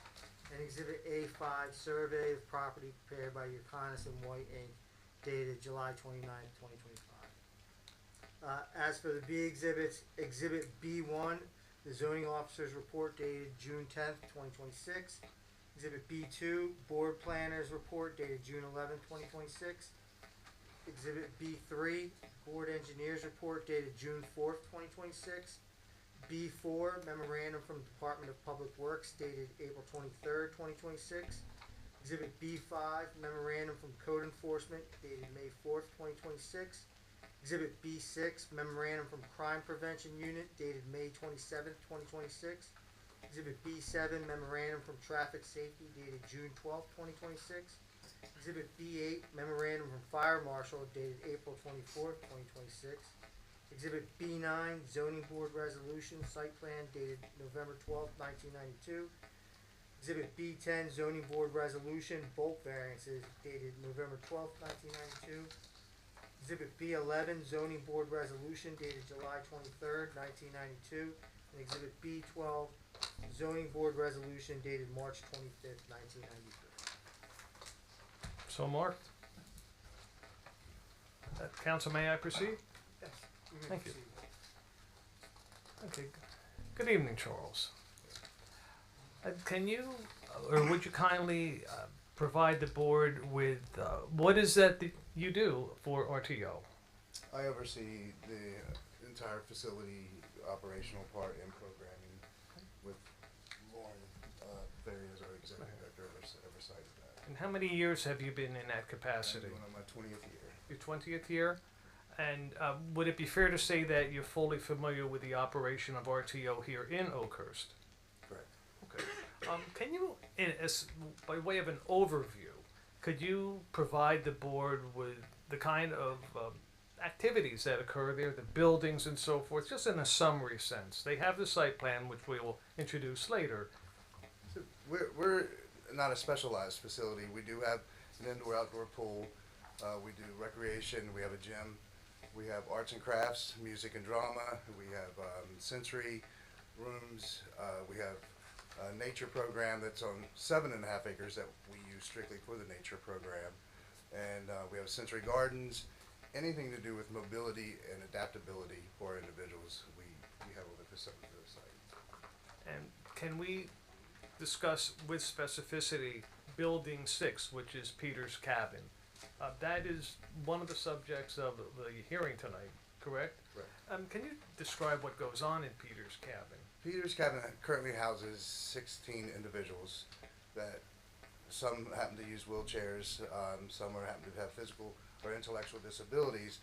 Over the years, we have to minimize the space because wheelchairs are getting bigger. They're getting more high end. Some of our wheelchairs cost more than a new Mercedes at this point. So the space that needed in there is a lot bigger than what we've had in the past. Okay. And how many beds or rooms are there presently at the cabin? The cabin itself is it's a dormitory style cabin. Okay. So one section holds 8 beds and then 7 counselor beds. That's in its own separate room, and then the other side holds the same amount, so it's 16 beds and then 7 counselor beds. And there are interior renovations proposed. Of course, Mr. Jackson will get into that, but what would be the purpose of these interior renovations? to give our individuals the state of the art of independent living skills, to learn how to do laundry on their own, how to watch, to do personal care, to clean their, make their bed, have their own space to make their bed, to call their own space instead of a dormitory, because privacy is, to any of us, is important, and especially to our individuals who, some of them need, uses catheters, that they need the privacy. So this is the request from the families and our individuals is more privacy in the buildings we have. And from a design standpoint, would you agree that adding additional walkways and additional porches would help the mobility of those who require different entrances and so forth? Absolutely, mobility and independence. Are you adding any bedrooms? No, Okay. we're actually cutting it shorter. You're, Lessen- I'm sorry? Lessening the space. You're lessening, okay. And would it be fair to say that Peter's Cabin needs to be upgraded in terms of the exterior, whether it be roofing, siding, and so forth? Yeah, the building was built probably in the '60s and has not been touched since. So part of the plan is to aesthetically improve the exterior, is that correct? As well as the interior. And one final question I have before I submit you to the board. Have you, in your time there, Charles, have there ever been any complaints regarding the operation of RTO at that location? Absolutely not. That's all I have, Mr. Chair, of this witness. Any questions? Any questions from the public? Okay, hearing none. Okay, you may step down. Thank you. Thank you for your 20 years of service there. Thank you. Okay. My next witness then will be Mr. Earl Jackson, who is there you are. The architect. If you would remain standing, please, and take an oath, if you would. Mr. Jackson, can you spell your first and last name for the record? First name is Earl, E-A-R-L. Last name is Jackson, J-A-C-K-S-O-N. What's your business address, Mr. Jackson? 509 Main Street, Suite 1, Avon by the Sea. Do you swear or affirm that you will tell the truth, the whole truth, and nothing but the truth, so help you God? You may proceed. Good evening, Earl. Will you provide the board the benefit of your professional education, certifications, and so forth, and whether or not you've ever testified before any planning or zoning boards in the state of New Jersey or anywhere? Sure. I'm a licensed architect in New York, New Jersey, and Florida. I've got a history of city design that goes back 30 years, where oftentimes we're the author of zoning and zoning ordinances and design guidelines, so I'm really familiar with the challenges that you guys face on this board. Taught at Columbia for 12 years, 14 years, taught at NJIT since 2006, and have presented in front of numerous boards in Monmouth County. Yes, so clearly you've been accepted as an expert in the past in architecture. Mr. Charles Accept his Submitted. credentials, yes. Earl, can you briefly advise the board what went into your development of the site plan in terms of meeting with the client, so forth, site visits, and so forth? So I first met Charles, I think, at the end of last summer, and he expressed the need and desire to expand the building so that they could add programs to Peter's Cabin.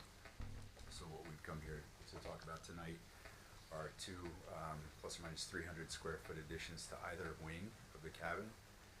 Those additions help us decant the staff bedrooms that are at the front of the building right now. And then in that decanting and gain of space in the front of the building, we're able to add programs like training kitchen, training laundry, folding tables, and social areas so that the campers have a place to practice. And as such, you presented, or you prepared a site plan, I believe it was dated April 13th, that we actually have on a photo board next to it. Is that all correct? Yes. And you're the architect who prepared that, and as such, you're fully familiar with that site plan. Is that all correct? That's correct. And regarding the photo board that is also on another easel, those are colorized photos from the site plan. In other words, nothing new. It's just a mounted version of the photographs. Okay. And matter of fact, you took the photos yourself? Yes. Okay. Can you or would you kindly provide an overview, perhaps using that exhibit? And again, it's a mounted version of what's been presented already, which is a site plan. what I'm gonna ask you to do is briefly provide an overview of the existing campus. Just so the board can have a feel for how large it is and how minimal the impact will be. Nicole, on- would you give him the mic? Yes, I'm sorry, Nicole. Yes, Earl? Right.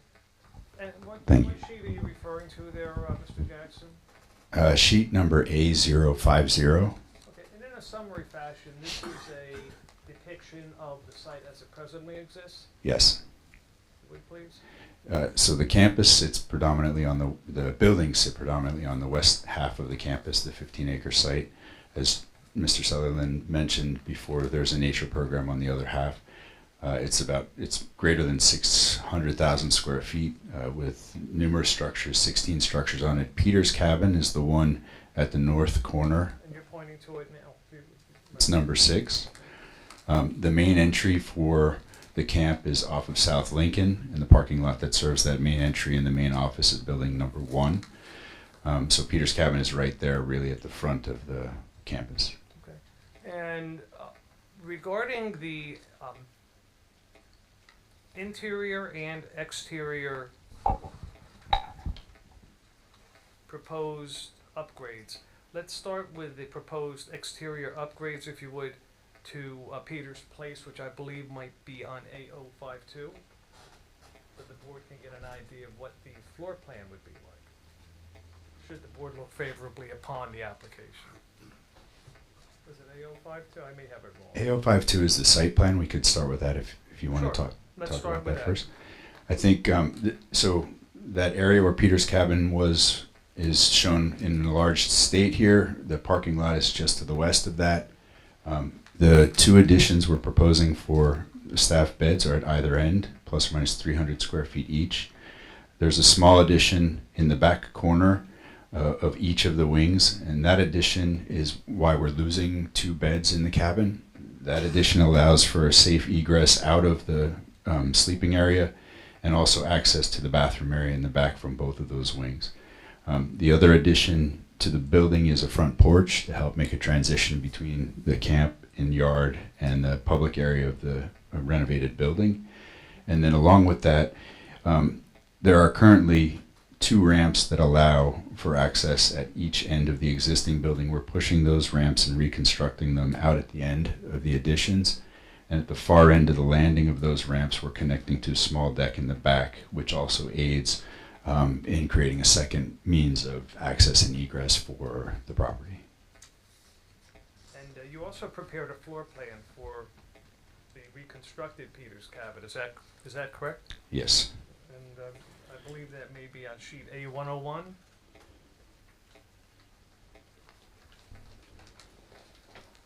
Is there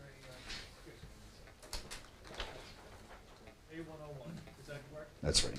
Very good. Yeah, if you would just again, briefly summarize what's there and what the interior layout will be. First of all, is it your understanding that that'll be completely reconstructed from the way it is right now? The building will not be completely No, I mean the reconstructed. interior. The interior will be completely refinished. Very good. And I can flip, if you want, I can flip the existing for reference.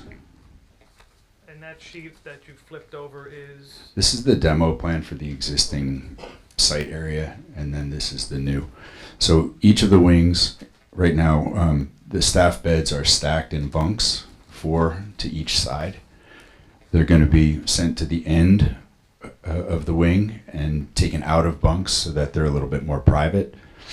That gives the staff a better position within the building to take part in any needs that occur in the sleeping area. It also helps create a more secure perimeter in the evening if campers need to get up or wander or anything like that. so the staff beds will actually be in the additions. The staff beds are in the additions, yeah.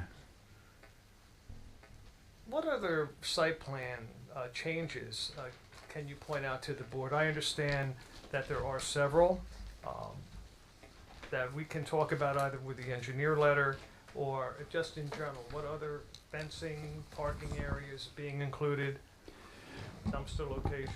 So there's currently a fence along the edge of the western side of Peter's cabin. It separates or helps separate the parking area from the camper area. That fence is going to move further to the west and be reconstructed to make room for the addition. You can also see a number of demolition lines and shades in the area, the southeast end of the parking. That dumpster is going to be relocated, or we're proposing that we relocate it to the south end of campus in the south lot, which is right near the entrance to the Board of Ed building. Other than that, the very minor site changes where the walk is moving a little further away from the building to allow for the front porch, and some minor grading to keep the water moving around the front of the building to the back. May come back. What I'd like to do now, Mr. Chair, I'd like to go over the board reports.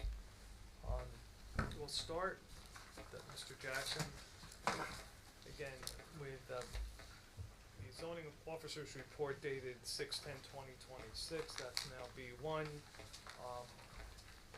The only thing that I see that I believe we need to address here under zoning would be item D, regarding the architectural zoning note with a 100-foot setback for non-resident. Can you just explain that? That does not apply here clearly.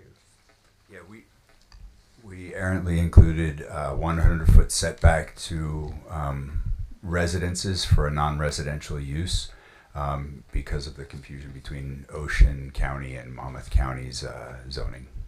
Okay. So it was just. Yeah, it's not an infrequent mistake that's made, and I've done it myself one time. I was looking at the ordinance trying to figure out where it came from in Ocean Township and realized it was Monmouth County, Ocean County, yeah, Ocean Township. got it. But it should. Thank you for that. So They should really change their name down there. They should just go back to Waretown. So, It's ridiculous. should the board look favorably upon the application that can be handled in subsequently as a resolution approval or an amended site plan, correct? Okay. And then let's move to Mr. Higgins' report. That'll be B2.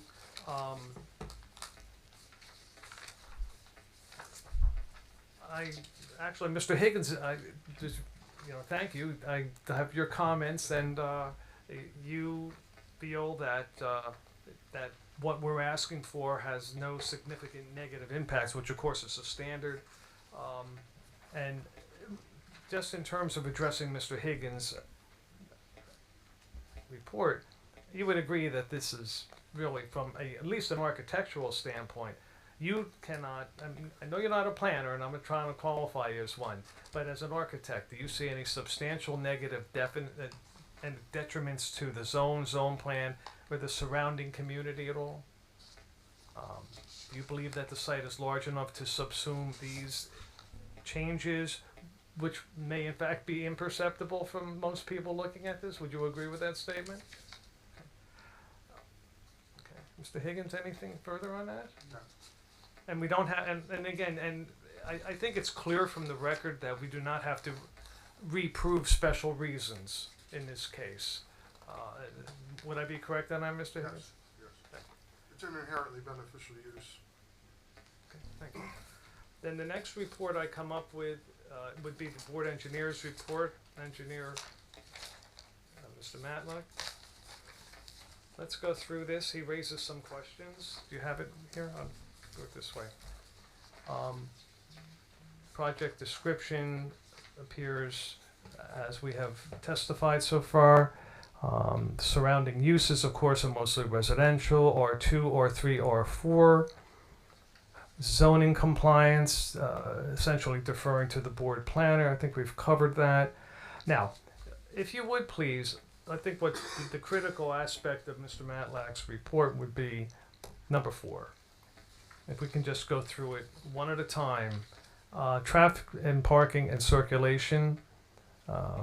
If you would, an applicant is proposing a new waste disposal plan and provided a site plan depicting the proposed location for the dumpsters, a new slab enclosure, a rough turning truck plan, and construction details for the slab enclosure should be provided on the plan. Now, have we since provided that on a plan? Yes. Okay, and what plan would that be?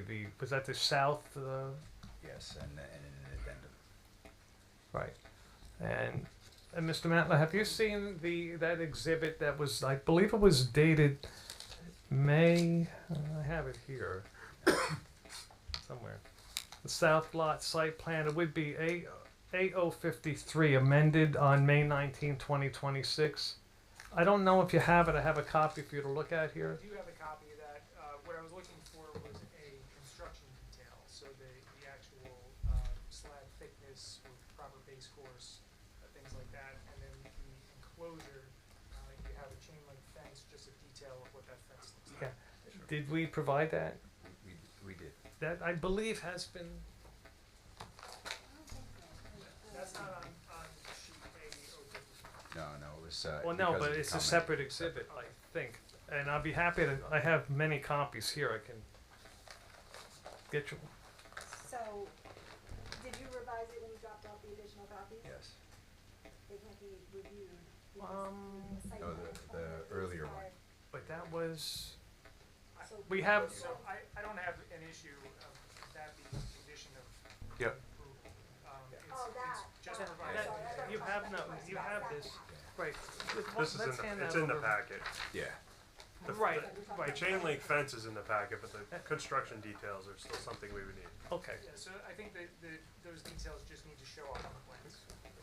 So, on the new plan, again, assuming the board looks favorably upon this, you can provide the construction details, work with the engineer. Absolutely. Okay. Would that be acceptable, Mr. Matlack? Yes. Okay. Let's move on to number 2. The proposed dumpster location, 90 feet from the nearest building and over 500 feet from Peter's Place cabin. How will refuse be collected and disposed of in the dumpster? Do you know, or should I recall Charles? For number 2, just to clarify, the dumpster is not akin to just Peter's Cabin. It's a dumpster and enclosure for the entire campus. So we're moving that dumpster from the main entry point near South Lincoln, in between the main entrance and the cabin, to the south lot, which is more of the service entry and parking area for ancillary vehicles. And would you know how trash is transported, say, from Peter's Place cabin to the dumpster area? I think you have smaller vehicles that move trash around the campus and would bring it through the campus to that site. And number 3, let's just clarify that, because there may have been some confusion. Are there a total of 22 beds that are provided, to be provided? We're actually losing beds. We're losing beds. I think the code for such facility requires no greater than 16 beds for the occupants plus staffing beds.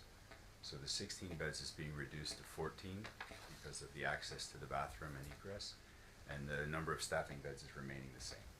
Okay, so it's a total of 22 on your plan. 16 and 8 is 24. Math wasn't, I'm a lawyer, I'm not a mathematician. But you're right, it's reduced to 22. Thank you. What? Yeah, it was 24. Now it's 22. Yeah, Right. Right, okay, and, was I gonna say something else on that? Okay, and once again, no additional staff is, to your knowledge, is being proposed. Okay. And, number 4, I believe the engineer is looking for, some additional details on a site plan. Are we able to comply with that as a condition of approval? Absolutely. Should the board look favorably on the application? Okay. Would that be acceptable? Yeah, so the site plan shows the A053, shows the area of new crushed concrete surface, and then a note for existing trees to remain, looks like within that crushed concrete surface. We wanna make sure that those trees are still remain there and survive, so, don't wanna put the crushed concrete up around the root flare, which would negatively impact the trees. So just probably locating those trees and maybe a note, on the plans should be acceptable. Okay, thank you. I'm gonna skip through reports that either have no opinion or take no exception. That would be B4, B5, B6, B7, B8, which is the fire marshal's report, there was a comment, and I believe that has been addressed with, and correct me if I'm wrong, the fire marshal had a concern with any, let me just get to the report here and read it. Please ensure new dumpster locations at the south of the property do not impede fire department access through gate near the Board of Ed building. Has that been taken into account with the revised drawing? Yes. B9, I'll point out to the board that we received this. Nicole was kind enough to get it over to us, but the Environmental Commission report, which obviously is important in any application, was just received by us on July 13th. Just a couple of days ago. I don't know what the board, Mr. Chair, whether or not you would permit us to address it. My client, the architect, actually has prepared an exhibit just to give the board an idea of what it is we had in mind. I mean, we could submit it subject to, I guess, Environmental Commission, approval, and maybe board planner approval. Or we could at least explain it tonight as to what it is we have. We have not handed out an exhibit. We understand there's 21 days are needed, Yep. but getting a report 2 days ago was a little difficult Certainly. to Well, come. by all means, explain. Yeah. Okay, if he can just use without showing, because it's just if you can explain. You can point to the site plan that was submitted. If you would, yeah, if you can do it in that fashion, and just so that everyone knows what would be proposed, and just for the record, we are proposing landscaping, is that correct?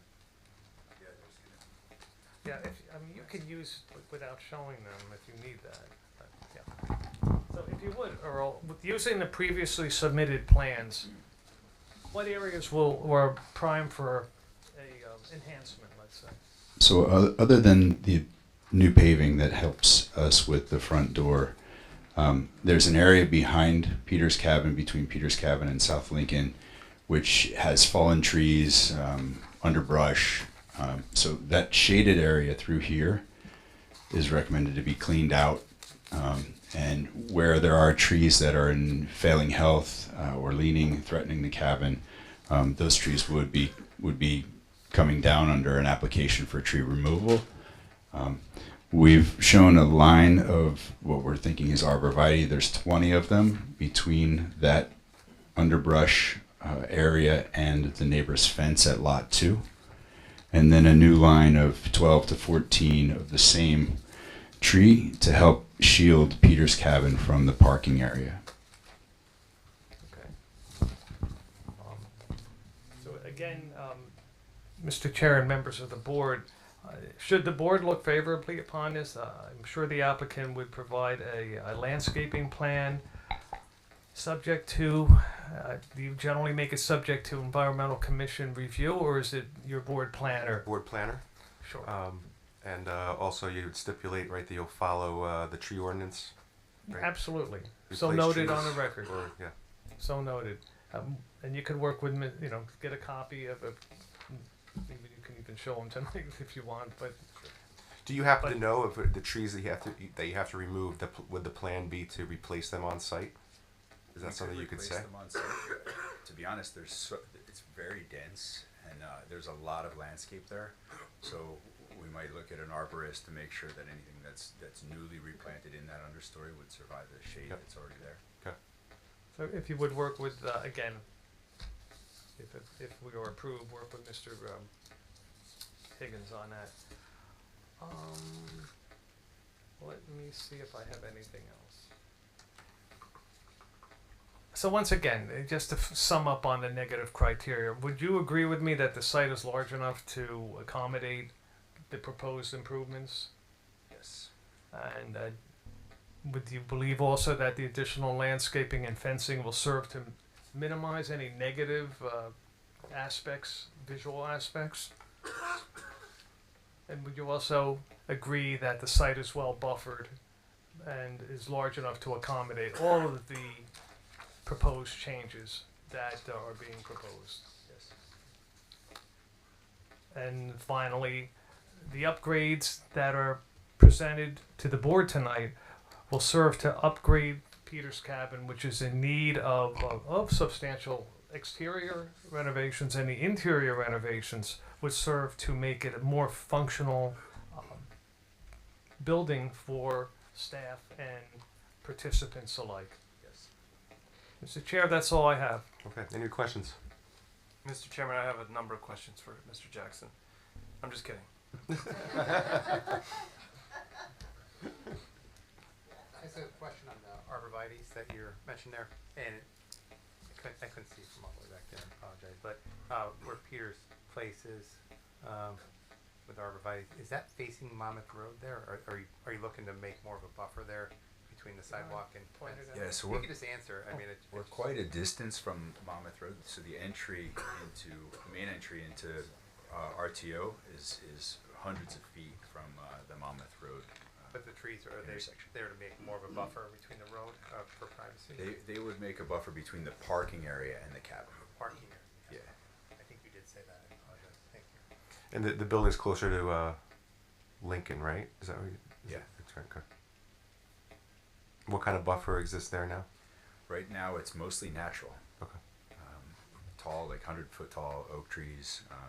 Some of the ones that are mixed in there are the ones that aren't in great shape and potentially threatening. We would remove. Any more questions? Do you have pictures of that? I'm just reading the environmental commissioner's report, and he notes that it's a burden to identify everything, but he said identifying the trees in the immediate area of the work site would be expected in most cases.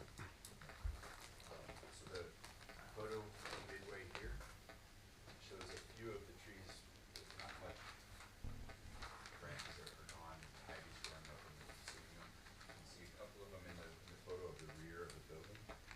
And then I have an aerial plan that shows the cluster of trees that are behind Peter's Cabin now and how dense that is.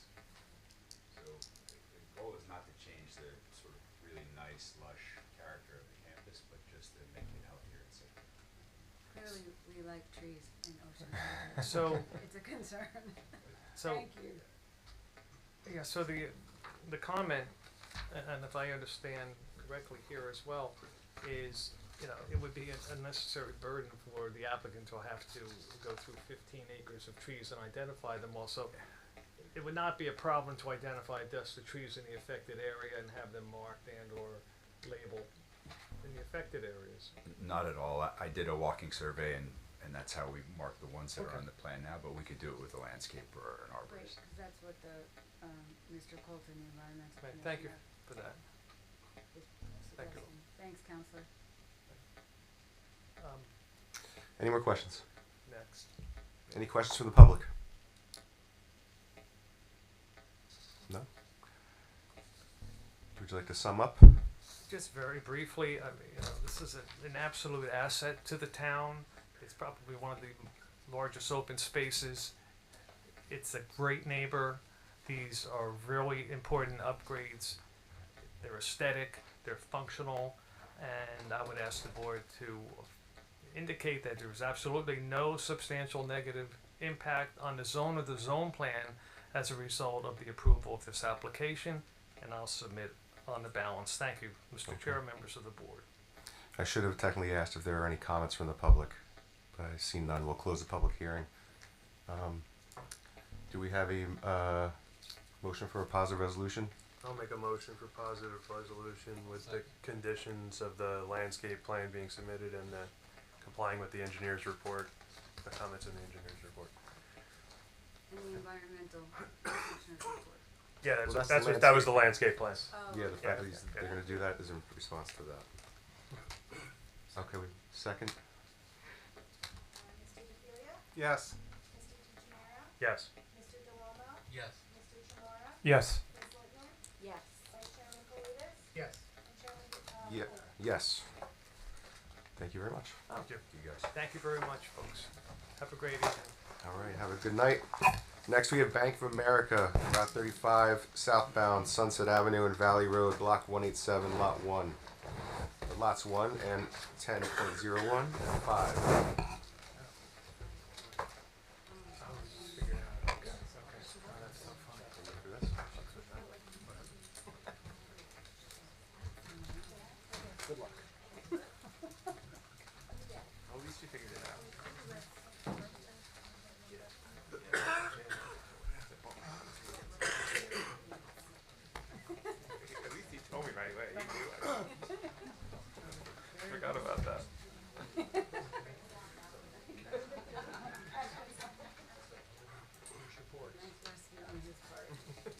Tom Brown.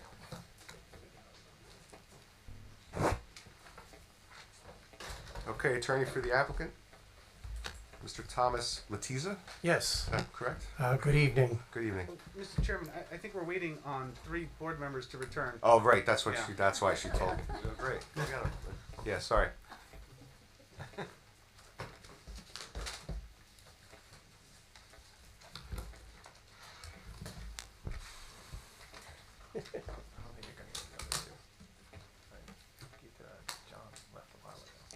No, they're coming back. Oh, they are? They went upstairs. It's good Cleared the room. because they can't. And then there were 2, yeah. No objectors, it seems.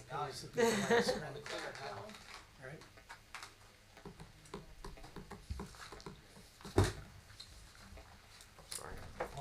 Where's the chairman? None, for me to know. That's like a little doorbell. I can't believe I never did that. Same thing. Even me, I knew right here. What's the reason for joining the board?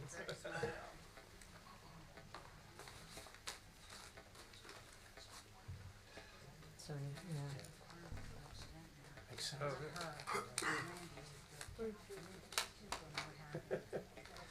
Is there, you need some redevelopment plans? Well, I guess not anymore. That's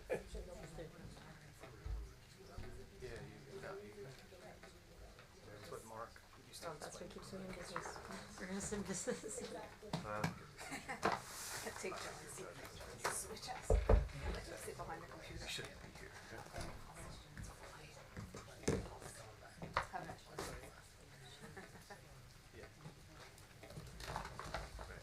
Should be enough.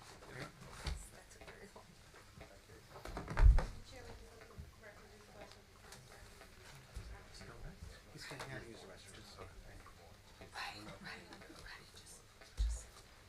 Read it.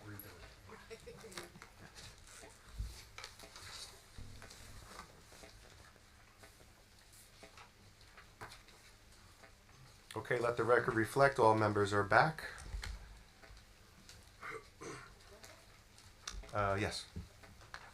Mayor Napolitani? Here. Mr. DeFilia? Here. Councilwoman Kaplan? Here. Mr. DeGenaro? Here. Mr. DeLorme? Here. Mr. Chimora? Here. Ms. Littman? Here. Mr. Manal? Here. Mr. Puglielli? Here. Ms. Williams? Here. Vice Chairman Paludas? Here. Chairman Foley? Here. Okay. Okay. Good evening, Tom Letizia, attorney with the law firm of Troutman Pepper Locke in Princeton. Here representing Bank of America National Association, which is the applicant in this matter, as well as the tenant at the subject location. So we are here this evening for a very simple application to request minor site plan approval for the bank to relocate its existing pylon sign along Route 35. Just for the record, we did provide notice of this hearing, actually for the last month's hearing, which did not take place, but was carried to this evening, and all the affidavits confirming the provision of notice was provided. So I do believe the board does have jurisdiction to proceed and act on this application. Just a little bit of brief background. So the subject site is identified as lots 1, 1.01, and lot 5 and block 187 on the township tax map. It is a 27-acre parcel occupied by the Ocean Plaza Shopping Center. The bank building is located on lot 5, which is an 8.5 acre parcel. It contains a one-story bank building with a drive-up ATM facility, and the address is 1100 New Jersey State Highway 35. The site is in the C3 General Commercial Zone District, that is lot 5, and the shopping center itself is also in the I1 Light Industrial Zone. Both zones do permit banks and shopping centers. So as I noted, we're here seeking a minor site plan to replace and relocate the bank's pylon or monument sign. I should point out that new facade signage as well as some new directional signage is also proposed at the bank site, but those upgrades have already been permitted. They just haven't been installed yet. The bank is also proposing to freshen up its facade by repainting it. And we have some renderings that we can show you so you can see the difference. It's just, again, it's just really freshening up the bank facade. So in addition to minor site plan, we are seeking a C2 bulk variance pursuant to ordinance section 21-44.3A, which permits one freestanding sign per street frontage. The shopping center site today has 5 freestanding signs along Route 35, one of which is the Bank of America sign. I presume this was permitted by a prior variance grant by the planning board. The proposed new bank sign is smaller in size and less in height than the existing sign, but because the new sign will be in a different location along Route 35, a variance is technically required as indicated by Mr. Higgins, your planner. The number of freestanding signs will remain at 5, so there's no additional freestanding signs. We have reviewed the review letters and or reports. I believe there are a total of 6 from town's traffic safety, town crime prevention detective, township code enforcement administrator, the environmental commission, which we just received a copy today. That's dated July 13th, and as well as from your board planner dated May 14th, 2026, and the board engineer dated May 21st, 2026. Of those reports, it's really just 3 of them, engineer, planner, and the environmental commission that have any substantive comments, and those are the ones we'll address. I can say for the record that based on the review of those reports, we agree with all the recommendations. So in our opinion, there's really no open issues here. So unless you have questions of me, we will begin. I think we'll go through the exhibits if you want to put those on the record. Okay.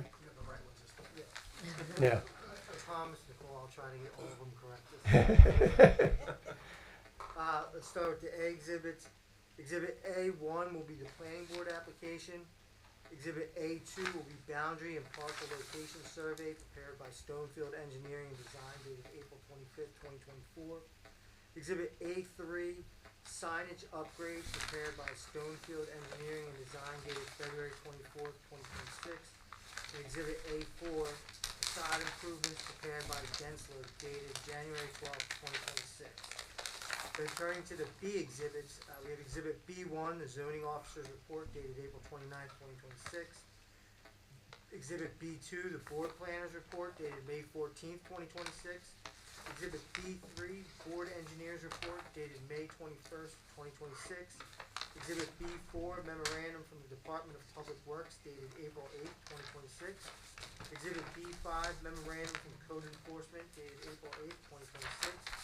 Exhibit B6, Crime Prevention Unit Report dated April 10th, 2026. Exhibit B7, Traffic Safety Report dated April 14th, 2026.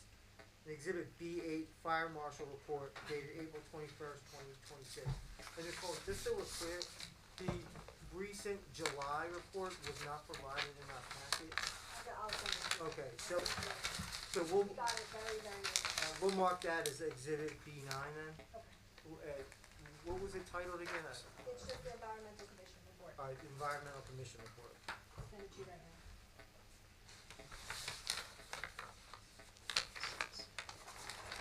Okay. So unless there's questions of me, I'll ask our one witness to come forward. She's already here. You'll need to stand up and be sworn. Okay. state your, can you state and spell your name, first and last name for the record, please? Yes, my name is Olivia Kanoniuk, spelled Kononiuk. And what is your business address? I work for Stonefield Engineering, located at 700 Banks Ave in Asbury Park. Just around the corner. And keep your right hand raised, please. Do you swear or affirm to tell the truth, nothing but the truth, so help you God? I do. Thank you. So Ms. Kanoniuk, let's begin by having you provide the board with your educational professional background, please. Yes, I graduated from Rowan University with a bachelor's in civil engineering, and I am a professionally licensed engineer in the state of New Jersey, and my license is in good standing. I have about 7 years of experience in the land development field, ranging from bank applications or minor site plans all the way to ground up developments. And have you testified either before this board, which probably not because it's a brand new board, or similar boards in the state of New Jersey and accepted as an expert in engineering? Yes, I have not testified in front of this board, but I have testified in front of a numerous amount of boards in New Jersey. We'll accept the credentials. Mr. Chairman, Thank you. Yeah, I offer her as an expert in engineering. So maybe, Ms. Koniak, we should begin. I mentioned about some of the facade improvements. I know there was a comment, I believe, by Mr. Higgins about the facade work and wanted to see some renderings, and I think we have a plan that shows that. Yes, so I brought a plan. I also brought some handouts if the board would like them, just to basically show that the upgrades that are being made to the facade of the building, it's really just the 3 signs that are existing today. They're conforming today. They're just being replaced with as also 3 existing conforming signs that are just updated Bank of America. And then the building will be painted, and then there's some minor repair work to the building that will be done as well. So let me present this exhibit.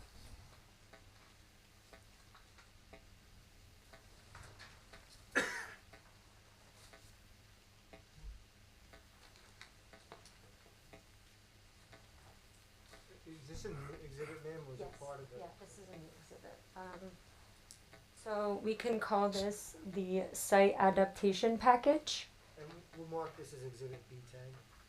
Yes, this is prepared by Gensler on November 11th, 2024 is the date there. And then the first page, I guess page 13. Page 13 shows the existing conditions, so you can see the existing Bank of America signage. And then on the next page, which I will flip to now, page 14, which can be, I think 86 now, is the updated rendering, which really just shows the building refreshed with the new signage. So we will submit this as should the board act favorably this evening, but if you read the scope on the side, it really just mentions painting and cleaning up the sidewalks and cleaning the various areas of the bank building. Okay, so let's turn to the subject of this application, which is the pylon sign. Yes, so this site is located the Ocean Plaza Shopping Mall. It's home to the Pier 1 Imports. It's got Panera Bread, Planet Fitness. There's a Wegmans also there. And then along the Route 35 frontage, there are 2 standalone buildings. That is the Taco Bell, and then right next to it is the Bank of America building. So our application is proposing to update just the pylon sign, since the facade signage has already been approved. And this is just, permitted. And this is just as a part of Bank of America upgrading and updating their signage and their branding to be what is current. So our application is proposing to move the sign to the north, which really, if you're looking at the plans, is page right, approximately 70 feet along the Route 35 frontage. The setback will remain the same, approximately 27 feet. The sign height and the sign square footage will also remain compliant as it is existing today. It'll actually just become marginally smaller by 6 inches. The sign will shrink and then, or be shorter, 6 inches, not shrink. And then the square footage of the actual facade sign will be 3 square feet smaller. So not anything visible really to the naked eye. And then, as Mr. Letizia mentioned, the sign, is fully compliant, but there's the variance of having multiple signs within the property where only one is allowed. So we're not proposing anything new. We're not removing anything. We're simply just moving it. And the bank building, it's set back pretty far. It's set back approximately 110 feet from the property line, and then another 5 to 10 feet from the curb line itself. So as you're traveling down Route 35, the bank itself is pretty tucked back, and there's like kind of a lessened potential for bank patrons to really see this building as they're traveling. So on the southern side, as you're traveling against the bank, on the southbound sign, as you're traveling against the bank, the sign is kind of tucked into those trees. There's a large mature canopy on the south side of the building, and it's kind of tucked into those trees. And then there's the driveway that is kind of like a ramp that allows you to access the shopping center. And that's really the best ramp to take to get to the Bank of America, so you're not kind of weaving through the shopping plaza, even though you kind of have to do that anyway. But by the time you see that sign, the driveway's already started. So if you push it up 70 feet, it gives drivers considerable amount of time to make their decision and make safe decisions, really. And then traveling northbound, the sign is almost completely covered by the mature canopy of shade trees over there. So just bringing it out a little bit further allows people to see that, and then they can make their, if they want to take whatever roads to cross Route 35 and get into the shopping plaza, that's on them to maneuver.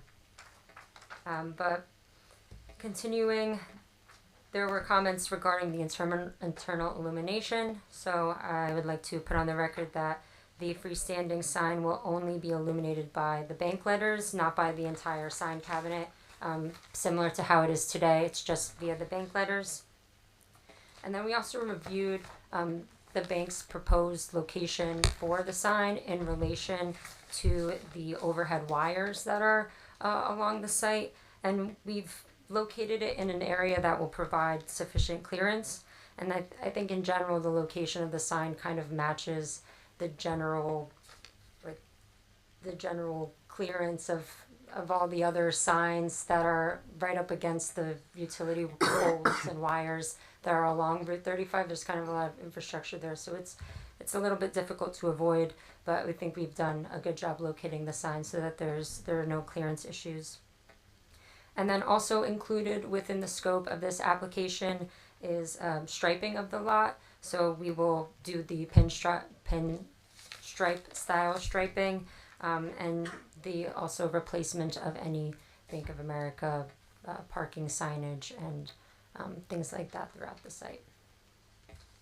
And then finally, I would just like to request a waiver, perhaps from the board engineer, for the DOT and the county submissions, since we are not affecting their frontages in any way. It's really just sign location. We believe that we could request waivers for these applications.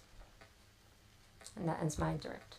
So, Ms. Koenig, I know you're not a planner and I haven't qualified you as, but do you have an opinion on whether this relocation causes any negative impact along the roadway or to any aspects of the shopping center? I do not think so. Thank you. And in terms of the other comments from the board engineer and the board planner, are we in agreement, other than the request to provide DOT or county planning board documents, which again, that they shouldn't be affected. So just to move a sign, we shouldn't have to go apply to the county. I don't know that we have that authority, do we? I don't believe Yeah. We don't have the authority to waive that. so. I think you could submit a waiver request to those agencies. Okay, yeah, I mean, for the DOT, it would have to probably be a letter of no interest, which I think is a little overkill for this project, considering the traffic to the site isn't changing. But if the board would like us to submit to both of those agencies, we would comply. I don't think we can If it's the tell state you. rules, it's the state rules. It would be, Yeah, Well, DOT is not gonna take jurisdiction of this. I mean, it's no new access, we're not adding traffic. So getting a letter of no interest is not a requirement. It's just sort of, this type of application is a bit of an overkill. That's the point. You're asking us to waive another sovereign agency's, Okay, fine. We're not gonna argue over it. Well, I know they are very helpful and cooperative. There is a phone number on the top of the website. You can call them and ask them this exact question. Like, in these circumstances, do we need a waiver, or is there another way to go about this so we don't need a letter of no interest? And they tell you it's overkill, and this is all you have to do. They are incredibly helpful. Yeah, could we make maybe just any written confirmation from either agency, since, like the DOT probably wouldn't issue like a letter of no interest. I mean, I guess they would, but my thought is that we would have to prepare a lot more documents that are not within the scope of this application, to submit to the DOT specifically. But I believe that, like if we were just to reach out to the county, present them our plans and say, hey, this is what we're doing. Do you take any objection? Should we submit formally? And if they were to email back saying, this looks good, then would that satisfy the requirement, I guess? Yeah, that would be fine. Okay, and then we will do a similar effort with the DOT and provide some type of written correspondence, and if they, we'll provide whatever Yeah, that could be a correspondence. condition. Okay. Isn't that a permitting question though, not a zoning question? Well, any outside agency approval is always a condition of any board approval. So if they get confirmation that outside agency approval is not required, then that would satisfy that. Yeah, I think perhaps the language could be written confirmation from the agencies. it's fine. I don't see any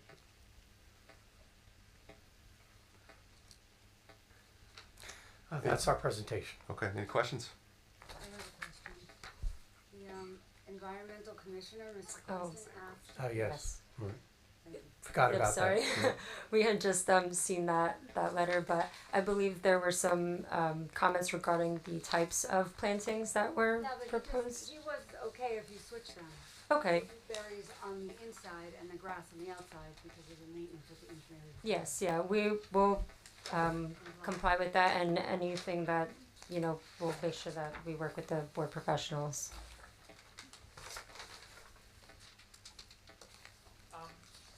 Are there 7 pages to the plan set, or is it only 6? There's 6. Yeah, we will resubmit an updated plan, which also, excuse me for overlooking, will include the pylon sign foundation detail as well.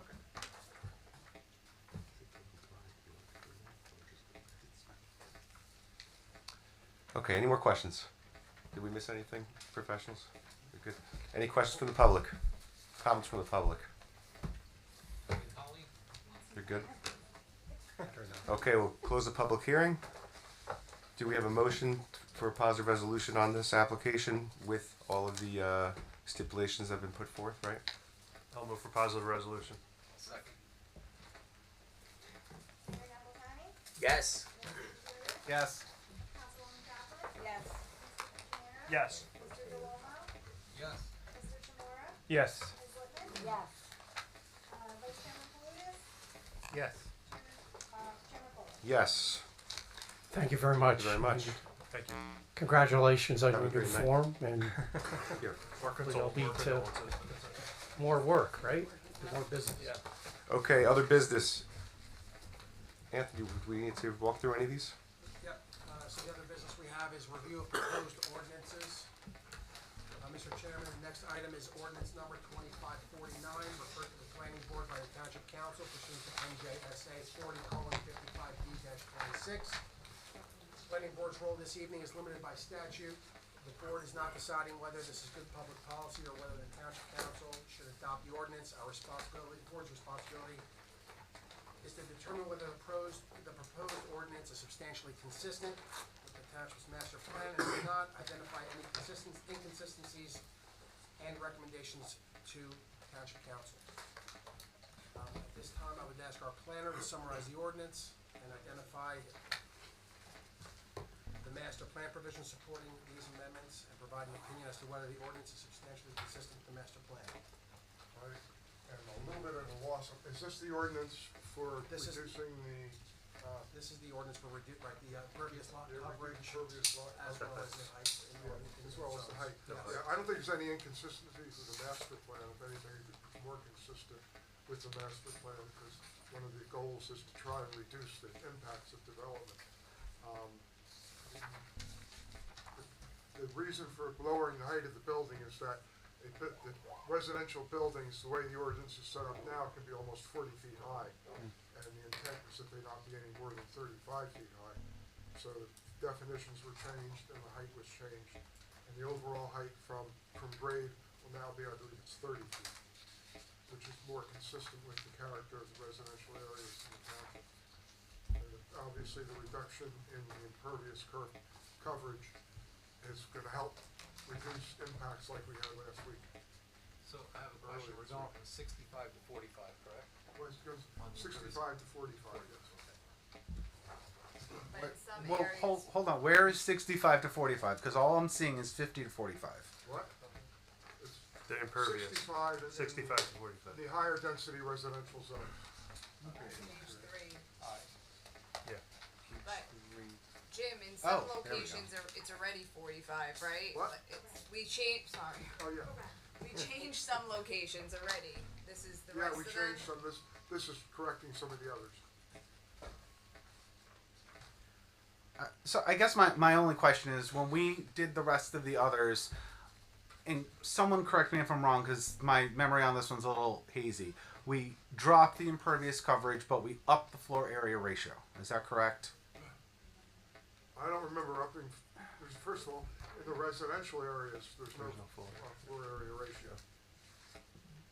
In the commercial areas, we didn't drop the impervious coverage, Right. Right. building coverage. Yeah. Yeah, we took buildable lot area out, and then we had a building coverage that was somewhat consistent with the prior building coverage, but because of the mathematics, the buildable lot area actually was reduced, the lot area was reduced, so the building coverage was higher. And then when you eliminated the buildable lot area and used the total lot area, the building coverage came down. So the size of the building was pretty much the same, but the impervious was reduced. Right. Okay. And it's been reduced more because it was felt that it wasn't enough. It's a shame that nobody from the public is here to hear. Hear this, Right. We do good things. So, sorry, go ahead. No, they know what we're doing. They said we didn't realize we had not had it right the first time, but this is what we did. You know, we reduced it, You know, and then the we township reduced it again. engineer came back and said we need to go lower. I think we've done a significant move in the reduction, Yes. and this second one really puts us in a good spot. So, So when does this go? When would this go into effect, and how does it affect the cases that are already in front of? That are 20 days from the date council adopts it. so it would get adopted at the next council meeting, and then whatever cases aren't heard. Okay. If you do your first reading on this? yeah. Oh, they did. So your next council meeting is when, August 13th? That's what I was asking. And then anything new that comes in after this has been adopted has to abide by the Okay, that's what I was asking. So this would be adopted at the next council meeting, when's that, August 13th? Yeah. Correct. Okay. And then it's 20 days, reading it. And then if anything comes in after that, it goes, that's what gets affected. So 30 feet, is that peak? What's that? Is that the peak of the roof, 30 Yeah, feet? to the peak of the roof from the average grade Yeah. in front of the building. Average grade at the front. So practically speaking, will this, are we in danger of then seeing a whole bunch of variance requests saying, it's really 28 feet, but because we have this nice looking, to make it look nice, we did this and it's gonna be 32 You feet? may get some variance I would requests say saying yes. it's gonna look more attractive if we have a steeper sloped roof, and that's up to the board to decide whether it is or not. Our architect's Just gonna 'cause they prove request why it it doesn't can't. mean they should get it. I That believe doesn't you're gonna make see a lot of Reducing it. people coming in for variances, but we have to just stand strong and say this is what it is. Luckily, we meet twice a month. I agree, Jim. We're reducing it for a reason. It feels that And we have an Oh, architect who the- can show them how to make it the right The way. reason why you're doing Lots of the reduction mansard is because roofs. you don't want to give out the variances. That's the problem that we're getting right now with the flooding in town. I mean, unless it's a true hardship. And that's where, you know, the board is gonna have to decide what's a true hardship and what's not. Yeah. You know, I chose to move a little further west in town where the properties are a little bigger and I can have the pool and stuff. That's the choice you make. If you want to have a smaller piece of property, you gotta have less. I mean, that's just how it is. And if anything proved to us that we need to be serious about this, it were the events that happened a week and a half ago. So if that's ever been proof that we have a problem, right now is the time. So I don't really think there's a great argument coming in here with anybody in front of the board unless I think also you have to realize just because you apply for it doesn't mean you're entitled to speak. They're here because you're not. correct. You know, everyone's entitled to apply. But that doesn't mean you have to follow the criteria. You have to have the reasons to Hardship. approve or Yep. not. So, because we're a new board, I'm just curious, when people have come more recently before the zoning board, what have been the typical requests for what kind of, what percentage? I don't believe there's been many height variances. It's more No, for yeah. coverage. Covering. Like, Yes, is it yes. 45%, is it? Oh, yeah. Is it 65%, Yeah, yeah. everything? Colleen, I don't think we've ever had a height. It's like 100%. Right, I'm saying they ask, right. It's 100% on I the would, record. I would say normally the ask will be high and then the board planner will get involved and they'll redo their plans and then come in and say, well, I already made concessions. Right. That's usually what happens a lot. So now they'll Turn make, it down again. But then we turn them, but then we, Yeah, end up. but they can't. I mean, you don't have to get. You don't have to get. Okay, so on this, do we need to move to agree? That's that, quick, Mr. Higgins, no, We'll find it not Mr. Higgins, consistent, not consistent. Consistent. Mr. Higgins. Is this now all the zones are gonna be the same now? What? Or all the R zones gonna be the same now at 30 feet? I believe so, yes. And 45? Which one's 45? 45%. Percentage. Oh, yeah, no, but I meant the height, like, so now we're Yeah, consistent there'll be 30 feet, yes. across the whole town. Thank you. So, a motion will be in order finding ordinance number 2549 substantially consistent with Township Master Plan or identifying any inconsistencies and any recommendations and directing the board's report be forwarded to the Township Council. Okay, does anyone find any inconsistencies or is anybody willing to make a motion that it's in conformance? I'll make a motion to move forward with it. I'll second. Mayor Napolitani? Yes. Mr. Shapiro? Yes. Councilwoman Kaplan? Yes. Mr. DeGenaro? Yes. Mr. DeWolmo? Yes. Mr. Chamora? Yes. Ms. Littman? Yes. Vice Chairman Paludas? Yes. Chairman Cole? Yes. Mr. Chairman, the next item is ordinance number 2549, referred to the planning board by the Township Council pursuant to NJSA 40:55D-26. Planning board's role this evening, again, is limited to determining whether the proposed ordinance is substantially. Sorry, hold on. we just did 2549. Oh, wait. You just misspoke. You're Oh, I'm just sorry, 2542. 42. Hold on. But I am sorry. 2542. our job remains the same though, right? I apologize.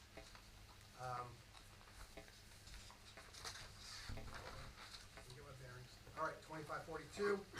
Planning board's role this evening is limited to determining whether the proposed ordinance is substantially consistent with the master plan, and if not, identifying any inconsistencies and recommendations before the council. This ordinance does not amend the zoning map, does not create new permitted use, does not expand the cannabis business overlay zone. It simply amends permitted hours of operation for existing cannabis retail business. Would the board like to make a motion? So that was for the hours of operation. Hours of operation for the cannabis business, yes. And what are the hours of operation? So It's on E. Monday through Saturday through 10 p.m. now instead of 8 p.m. Sundays until 7 p.m. instead of 5 p.m. I mean, how does something like this even come up? I mean, who? I can explain. knocked on the door. Mine's Let me outside explain. of these places. Yeah. I'll explain. Since the opening of our new retail location, their hours are less than across the street in Neptune, so they want to make sure they're competitive and people aren't going across the street, buying and getting the 2%. I think I'm of the opinion that we want to keep them in town. That's just my opinion, but it does make sense. That is a good answer. Yes, that's absolutely. a logic. That's what I was It's curious. consistent I mean, with- it's There's a like, little logic to that yeah, one. right. Just consistent with other jurisdictions. Yeah, I better be at these meetings more. Mr. Chairman, if there's no other questions, I'll make a motion to find this consistent with our master plan.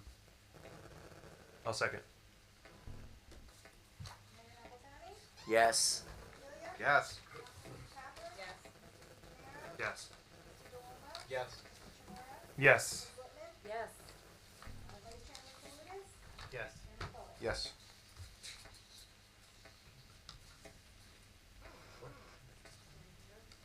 Yes. One or two? Mr. Chairman, the next item is resolution number 26-101, adopted by the Township Council.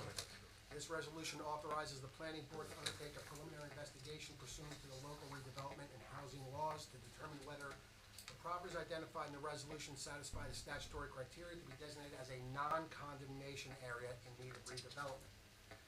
This action does not designate the property for redevelopment, rather it initiates a statutory investigation. The planning board's responsibilities will include receiving a planning study, conducting a public hearing after proper notice, considering all testimony and evidence, and ultimately making a recommendation to the Township Council, which will make the final determination. And at this time, I would make a motion to, for the resolution. To send back to council.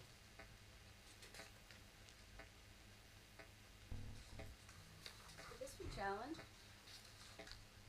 Can this be challenged? Yeah, if we adopt this, and since it's in opposite of, the law, could it be challenged, right? Because usually you have to declare eminent domain to do that. I mean, I think this is a great idea. Well, no, because there's non-condemnation area need redevelopment and condemnation, where you would have the power of eminent domain. In a non-condemnation, you don't have the power of eminent domain. And this is just the council author or asking us to perform the study. Yes. Yeah. I'll make a motion for a positive. I'll second. Mayor Napolitani? Yes. Mr. DeFilia? Yes. Councilwoman Capper? Yes. Mr. DeGenaro? Yes. Mr. DeLuca? Yes. Mr. Chimora? Yes. Ms. Lippman? Yes. Vice Chairman Kaloutis? Yes. Chairman Foley? Yes. I believe that concludes my agenda items. There was another one in the packet, 26-112, Which one?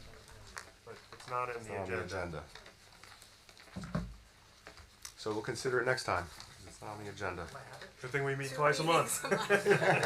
Well, this was for the Orchard Plaza redevelopment plan, which we carried, right? Oh, okay. Yeah. Oh, okay. Got it.